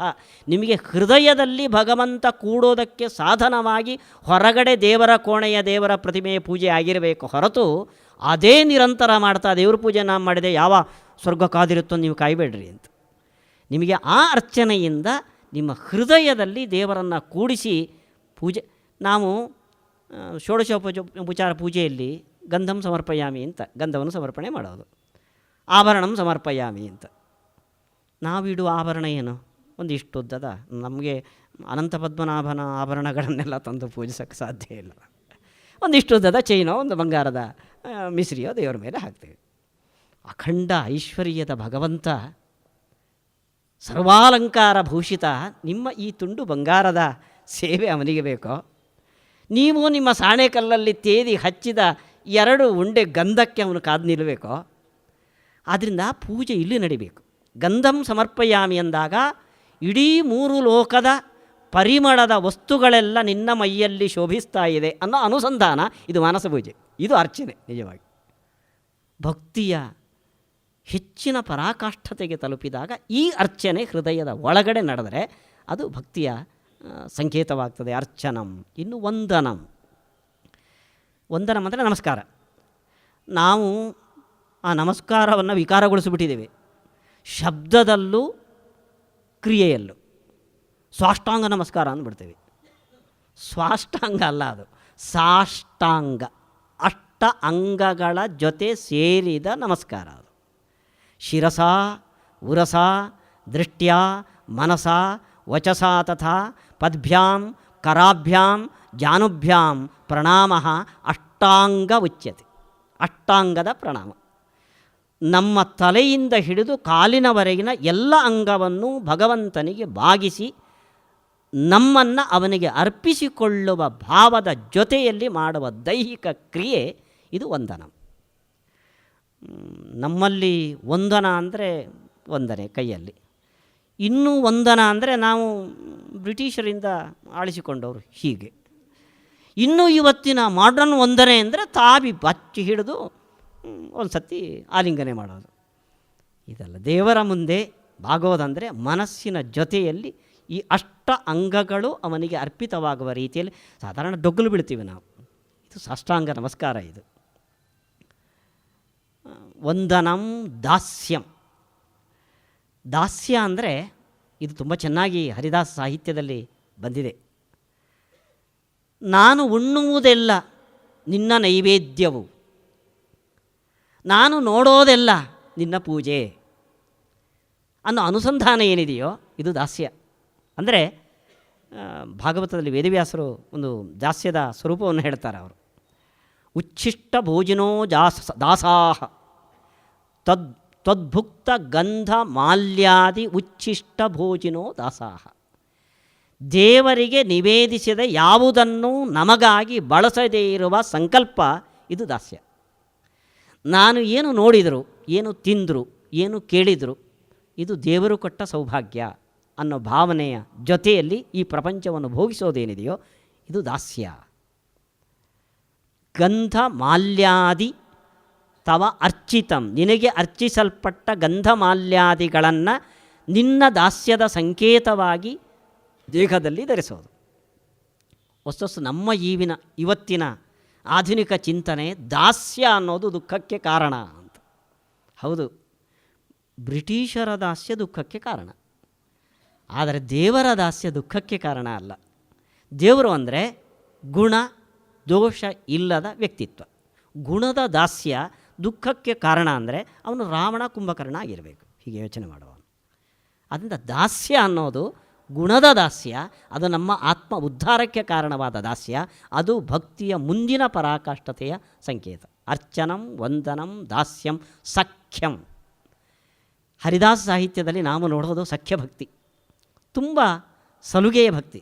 ನೋಡಿ, ಹರಿದಾಸರು ಹೇಳುವ ಮಾತು, ನಿನ್ನಂಥ ಸ್ವಾಮಿ ಎನಗುಂಟು ನಿನಗಿಲ್ಲ. ನೀನು ದೊಡ್ಡವನೋ ನಾನು ದೊಡ್ಡವನೋ, ನಿನಗಿಂತ ನಾನು ದೊಡ್ಡವನೋ, ನಿನ್ನಂಥ ಒಬ್ಬ ಸ್ವಾಮಿ ನನಗಿದ್ದಾರೆ, ನಿನಗೆ ಯಾರಿದ್ದಾರೋ, ಅಪ್ಪ ಅಮ್ಮ ಯಾರೂ ಇಲ್ಲ ನಿನಗೆ. ಇದು ಸಲುಗೆಯ ಭಕ್ತಿ. ಇದಕ್ಕೆ ಉದಾಹರಣೆಯನ್ನು ಶಾಸ್ತ್ರಗಳು ಕೊಡೋದು ಅರ್ಜುನನನ್ನು. ಅರ್ಜುನನಿಗೂ ಶ್ರೀಕೃಷ್ಣನಿಗೂ ಇದ್ದ ವಯಸ್ಸಿನ ಅಂತರ ಕೇವಲ 6 ವರ್ಷಗಳು. ಇದನ್ನು ಶ್ರೀಕೃಷ್ಣ ಎಷ್ಟು ಒತ್ತು ಕೊಟ್ಟು ಭಗವದ್ಗೀತೆಯಲ್ಲಿ ಯತ್ರ ಯೋಗೇಶ್ವರ ಕೃಷ್ಣ ಯತ್ರ ಪಾರ್ಥೋ ಧನುರ್ಧರ ತತ್ರ ಶ್ರೀಹಿ ವಿಜಯೋ ಭೂತಿ ಧ್ರುವ ನೀತಿರ್ಮತಿರ್ಮವ. ಇದು ಭಕ್ತಿಯ ಪರಾಕಾಷ್ಠತೆಗೆ ಮತ್ತಷ್ಟು ಏರಿದಾಗ ಈ ಸಖ್ಯ ಸಲುಗೆಯ ಸ್ನೇಹ ಭಗವಂತನಲ್ಲಿ ಬೆಳೆಯುತ್ತೆ. ಆತ್ಮನಿವೇದನಂ ದಾರಾನ್ ಪ್ರಿಯಾನ್ ಸುತಾನ್ ಪ್ರಾಣಾನ್ ಪರಸ್ಮೈ ಸನ್ನಿವೇದಯೇತ್. ನಾವು ದೇವರ ಮುಂದೆ ಹೂ ತುಳಸಿಗಳನ್ನು ನೈವೇದ್ಯವನ್ನು ಹೇಗೆ ಅರ್ಪಣೆ ಮಾಡ್ತೇವೋ, ನಮ್ಮ ಮನೆಯನ್ನು, ನಮ್ಮ ಮಕ್ಕಳನ್ನು, ನಮ್ಮ ಮಡದಿಯನ್ನು, ಕೊನೆಗೆ ನಮ್ಮನ್ನು ಕೃಷ್ಣಾರ್ಪಣ ಅಂತ ಅನ್ನೋದೇನಿದೆಯೋ ಇದು ಆತ್ಮನಿವೇದನ. ಪುರಂದರದಾಸರು ಒಂದೇ ಒಂದು ಘಟನೆಯಿಂದ ತಾವು ಅತ್ಯಂತ ಪ್ರೀತಿಯಿಂದ ಕಟ್ಟಿ ಬೆಳೆಸಿದ ಐಶ್ವರ್ಯಕ್ಕೆ ಒಂದು ದಳ ತುಳಸಿಯನ್ನು ಹಾಕಿ ಕೃಷ್ಣಾರ್ಪಣ ಅಂದ್ಕೊಂಡು ಹೊರಟು ಬಿಟ್ಟರು. ಅವರ ಜೀವನದಲ್ಲಿ ಒಂದು ಒಳ್ಳೆಯ ಘಟನೆಯನ್ನು ಉಲ್ಲೇಖಿಸ್ತಾರೆ ಇತಿಹಾಸದಲ್ಲಿ. ಅವರು ಮನೆ ಬಿಟ್ಟು ಮಡದಿಯ ಜೊತೆ ಹೋದಾಗ ಪತ್ನಿ ಒಂದು ಬೆಳ್ಳಿ ಲೋಟ ಜೋಳಿಯಲ್ಲಿ ಹಾಕ್ಕೊಂಡಿದ್ಲಂತೆ. ಯಾಕೆಂದರೆ ಯಜಮಾನರಿಗೆ ಎಲ್ಲಾದರೂ ಹೋದರೆ ಹಾಲು ಗೀಲು ನೀರು ಕುಡಿಯೋಕ್ಕಾಗಲಿ ಅಂತ. ಒಂದು ದಿವಸ ಕಾಡಿನ ದಾರಿಯಲ್ಲಿ ನಡೀತಾ ಇದ್ದಾರೆ ಗಂಡ ಹೆಂಡತಿ. ಅವಳಂದರು, ಯಜಮಾನರೇ ಹೆದರಿಕೆ ಆಗ್ತಾಯಿದೆ ನನಗೆ ಅಂತ. ಯಾಕೆ, ಯಾರಿಂದ ಹೆದರಿಕೆ ಇವಳಿಗೆ? ನಮ್ಮಲ್ಲಿ ದೋಚುವಂಥದ್ದು ಏನಿಲ್ಲ. ಅವಳು ಆ ಕಡೆ ಹೋದಾಗ ಅವಳ ಜೋಳಿಗೆ ಎಲ್ಲ ಕೈ ಹಾಕಿ ನೋಡಿದರು. ಪುರಂದಾಸ ಒಂದು ಲೋಟ ಇತ್ತು, ಅದರಲ್ಲಿ ಬೆಳ್ಳಿ ಲೋಟ. ಕಿತ್ತೆಸ್ತರು, ಅಲ್ಲಿ ನೀರು ಕುಡಿದ್ರು. ಅವ್ರು ಮುಂದಕ್ಕೆ ಹೊರಟರು. ಕತ್ತಲಾಗ್ತಾ ಬಂತು. ಯಜಮಾನರೇ ನನಗೆ ಹೆದರಿಕೆ ಆಗುತ್ತೆ ಅಂದರು. ಮತ್ತೆ ಇನ್ನೇನು ಹೆದರಿಕೆ ಇಲ್ಲ, ಆ ಹೆದರಿಕೆ ನೆನೆಸ್ಬಿಟ್ಟಾಯಿತು ಅಂದ್ರಂತೆ ಪುರಂದರದಾಸ. ನಮ್ಮ ಜೇಬು ತುಂಬಿದರೆ ನಮಗೆ ಹೆದರಿಕೆ. ಪರಸ್ಮೈ ಸನ್ನಿವೇದಯೇತ್, ನನ್ನ ಹಿತ ಚಿಂತನೆ ನಿನಗೆ ಸೇರಿದ್ದು ಅನ್ನೋ ಭಾವ ಇಟ್ಟುಕೊಂಡಾಗ ಯಾರಿಂದರೂ ಹೆದರಿಕೆ. ಉಪನಿಷತ್ತು ಹೇಳುತ್ತದೆ, ಈಶಾವಾಸ್ಯ ಉಪನಿಷತ್ತು, ಭಕ್ತಿಯ ಪರಾಕಾಷ್ಠತೆಯ ದೊಡ್ಡ ಸೂಚನೆ ಏನು ಅಂದರೆ ಅಭಯಂ, ನಿರ್ಭೀತಿ. ಇದು ಒಂದು ಹಾವು ನಮ್ಮ ಮುಂದೆ ಬುಸುಕೊಟ್ಟುಕೊಂಡು ಬರ್ತಾ ಇದ್ದರೂ ಕೂಡ ಹಾವು ಕಚ್ಚಬೇಕು ಅಂತ ಭಗವಂತನ ಸಂಕಲ್ಪ ಇದ್ದರೆ ನೀವು ಹಾವಿನಿಂದ 4 ಮೈಲಿ ದೂರ ಹೋಗಿ ಮನೆಯಲ್ಲಿ ಬಾಗಿಲು ಹಾಕ್ಕೊಂಡು ಮಲ್ಕೊಂಡು ರಾತ್ರಿ ಅಟ್ಟಿಸ್ಕೊಂಡು ಬಂದು ನಿಮ್ಮನ್ನು ಕಚ್ಚುತ್ತೆ. ಅದು ನೀವು ಉಳಿಬಾರದು ಅಂತ ದೇವರ ಸಂಕಲ್ಪ ಇದ್ದರೆ ಒಬ್ಬ ಕಟ್ಟುಮಸ್ತಾದ ಹುಡುಗ ನಾನು ಪರೀಕ್ಷೆಯಲ್ಲಿ ಫೈಲಾದೆ ಅಂದ್ಕೊಂಡು 4 ಎತ್ತರದ ಮಹಡಿಯ ಮೇಲೆ ಹೋಗಿ ದಪ್ಪ ಅಂತ ಕೆಳಗಡೆ ಧುಮುಕಿದ್ರೆ 80 ವರ್ಷದ ಮುದುಕಿಯ ಮೇಲೆ ಬಿದ್ದು ಮುದುಕಿ ಸತ್ರು ಹುಡುಗೋಡದ. ಇದು ಭಗವತ್ ಸಂಕಲ್ಪ ಇದು ಅನ್ನೋದನ್ನು ತಿಳಿದು ನಮ್ಮ ಉಳಿವು ಅಲಿವು ಯಾವುದೇ ಮತ್ತೊಬ್ಬರಿಂದ ನಮಗೆ ಆಗುವ ಹಿಂಸೆ ಅದು ಭಗವಂತನ ಸಂಕಲ್ಪ ಇದ್ದರೆ ನಡೆಯುತ್ತದೆ ಅನ್ನೋ ದಾರ್ಢ್ಯ ಇದೆಯಲ್ಲ, ಇದು ಭಕ್ತಿಯ ಉತ್ತುಂಗ ಶಿಖರ. ಇದು ಈ ದಾರ್ಢ್ಯದಿಂದ ನಮಗೆ ನಿರ್ಭೀತಿ ಉಂಟಾಗ್ತದೆ. ಇದು ಆತ್ಮನಿವೇದನ. ಹೀಗೆ ನವವಿಧ ಭಕ್ತಿಗಳಲ್ಲಿ ಆರಂಭದ ಕೆಲವು ಭಕ್ತಿಗೆ ಪೋಷಕವಾದ, ಭಕ್ತಿ ಹುಟ್ಟೋಕ್ಕೆ ಕಾರಣವಾದ ಬೇರುಗಳು, ಮುಂದಿನದ್ದು ಅದರ ಕೊಂಬೆ, ರೆಂಬೆ, ಎಲೆಗಳು. ಈ ಭಕ್ತಿ ನಾವು ತಿಳಿದಂತೆ ನಮಗೆ ಧ್ಯಾನದ ಯೋಗ ಅಥವಾ ಸ್ಥಿತಿ ನಾವು ತಲುಪೋದು ಅಸಾಧ್ಯವಾದರೂ ನಮ್ಮ ಯೋಗ್ಯತೆಗೆ ತಕ್ಕಂತೆ ಜ್ಞಾನವನ್ನು ತುಂಬಿಕೊಂಡು ಸ್ನೇಹವನ್ನು ಮಾಡುವ ಭಾವ ಏನಿದೆಯೋ ಇದು ನಮ್ಮ ಆತ್ಮೋದ್ಧಾರಕ್ಕೆ ಕಾರಣವಾದ ದೊಡ್ಡ ಒಂದು ಸಾಧನೆ ಅಂತ ನಮ್ಮ ಶಾಸ್ತ್ರದ ನಿರೂಪಣೆ ಇದೆ. ನಾನು ಸ್ವಲ್ಪ ಸಮಯ ಒಂದು 5-10 ನಿಮಿಷ ಜಾಸ್ತಿ ತೆಗೆದುಕೊಂಡಿದ್ದೇನೆ, ಕ್ಷಮಿಸಬೇಕು ಅಂತ ಹೇಳ್ತಾ ನನ್ನ ಈ ಮಾತುಗಳನ್ನು ಶ್ರೀಕೃಷ್ಣ. ದಾಸಭಟ್ರು ಭಕ್ತಿಯ ಬೇರೆ ಬೇರೆ ಆಯಾಮಗಳನ್ನು ಬಹಳ ಮನಸ್ಸಿಗೆ ತಟ್ಟುವಂತೆ ಉದಾಹರಣೆಗಳ ಮೂಲಕ ನಮಗೆ ತಿಳಿಸಿದ್ದಾರೆ. ಇದು ಹೇಗೆ ಮಾಹಾತ್ಮ್ಯ ಜ್ಞಾನಪೂರ್ವಕವಾದ ಸುದೃಢವಾದ ಸ್ನೇಹ ಭಕ್ತಿ ಅನ್ನುವ ಜಯತೀರ್ಥರ ಮಾತು. ಭಕ್ತಿಯ ಪರಾಕಾಷ್ಠೆಯ ಉದಾಹರಣೆಗಳು ಕುಂತಿ, ಪ್ರಹ್ಲಾದ ಮೊದಲಾದರ ನಿದರ್ಶನವನ್ನು ಸ್ಮರಿಸಿದ್ದಾರೆ. ಅಂಬರೀಷನ ಪ್ರಸಂಗವನ್ನು ಪ್ರಸ್ತಾಪ ಮಾಡಿದ್ರು. ಶ್ರೀಕೃಷ್ಣ ಅಂಬರೀಷನ ಹತ್ತಿರಕ್ಕೆ ದೂರ್ವಾಸನ ವಾಪಸ್ ಕಳಿಸಿದ ಪ್ರಸಂಗವನ್ನು ಸ್ಮರಿಸಿದ್ರು. ಸ್ವಾರಸ್ಯ ಅಂದರೆ ಒಂದು ಸುಮ್ಮನೆ ಲಘುವಾಗಿ ಹೇಳೋದಾದರೆ ಆಧುನಿಕ ಕಾನೂನಿನಲ್ಲೂ ಕೂಡ ಯಾವುದಾದ್ರೂ ಒಂದು ಕೋರ್ಟ್ ಒಂದು ಜಡ್ಜ್ಮೆಂಟ್ ಕೊಟ್ಟಿದ್ದರೆ ನೀವು ಅವ್ರ ಮೇಲೆ ಕಂಟೆಂಪ್ಟ್ ಪ್ರೊಸೀಡಿಂಗ್ಸ್ ಹಾಕಬೇಕಾಗಿದ್ದರೆ ಯಾವ ಕೋರ್ಟ್ ಜಡ್ಜ್ಮೆಂಟ್ ಕೊಟ್ಟಿದೆ ಆ ಕೋರ್ಟಿಗೆ ಹೋಗಿ ನೀವು ಕಂಟೆಂಪ್ಟ್ ಪ್ರೊಸೀಡಿಂಗ್ಸನ್ನು ದಾಖಲೆ ಮಾಡಬೇಕಾಗತ್ತೆ. ಅದು ಒಂದು ಲಘುವಾದ ಒಂದು ಪ್ಯಾರಲಲ್. ಭಕ್ತಿಯ ಬಗ್ಗೆ ಎಷ್ಟು ಹೇಳಿದ್ರೂ ಸಾಲದು. ಒಟ್ಟಿನ ಮೇಲೆ ನಾವು ಮನನ ಮಾಡಬೇಕು, ಅನುಷ್ಠಾನ ಮಾಡಬೇಕು. ಅವರವರ ಕ್ಷಮತೆ ಯಾವ ಮಟ್ಟದಲ್ಲಿರುತ್ತೆ ಅದಕ್ಕೆ ಆಜೀವವೂ ಮಾಡಬೇಕಾದ ಇದು. ಮತ್ತು ಭಕ್ತಿಗೆ ಸಾಧನ ಮಾರ್ಗಗಳಲ್ಲೆಲ್ಲ ಅತ್ಯಂತ ಸುಲಭವಾದ್ದು, ಎಲ್ಲರಿಗೂ ಎಟುಕುವಂಥದ್ದು ಅನ್ನುವ ವೈಶಿಷ್ಟ್ಯವಂತೂ ಇದ್ದೇ ಇದೆ. ಹೀಗಾಗಿ ಭಕ್ತಿಯ ಪಾರಮ್ಯವನ್ನು ಎಷ್ಟು ಬೇಕಾದರೂ ಹೇಳಬಹುದು. ಇಡೀ ಭಾಗವತ ಗ್ರಂಥದಲ್ಲಿ ಅದರ ಮಹಿಮೆ ವರ್ಣಿತವಾಗಿವೆ. ಸಂದರ್ಭ ಆದಾಗ ಅದರ ಬೇರೆ ಬೇರೆ ಆಯಾಮಗಳನ್ನು ನೋಡೋಣ. ನಮಗೆ ನಮ್ಮ ನವವಿಧ ಭಕ್ತಿಯ ಹಿನ್ನೆಲೆಯಲ್ಲಿ ಭಕ್ತಿಯ ಪ್ರಕ್ರಿಯೆಯನ್ನು ವರ್ಣಿಸಿರುವ ವಿದ್ವಾನ್ ಹರಿದಾಸ ಭಟ್ಟರಿಗೆ ತಮ್ಮೆಲ್ಲರ ಪರವಾಗಿ, ಗೋಖಲೆ ಸಂಸ್ಥೆಯ ಪರವಾಗಿ, ಪ್ರಾಯೋಜಕರ ಪರವಾಗಿ ಕೃತಜ್ಞತೆಯನ್ನು ಸಲ್ಲಿಸ್ತಾ ಇದ್ದೇನೆ. ಪ್ರಾಯೋಜಕರಾದ ಶ್ರೀ ಪಾರ್ಥಸಾರಥಿ ಶೆಟ್ಟರ್ ದಯವಿಟ್ಟು ವೇದಿಕೆಗೆ ಬಂದು ವಿದ್ವಾಂಸರನ್ನು ಗೌರವಿಸಬೇಕು ಅಂತ ಪ್ರಾರ್ಥನೆ ಮಾಡ್ತೀನಿ.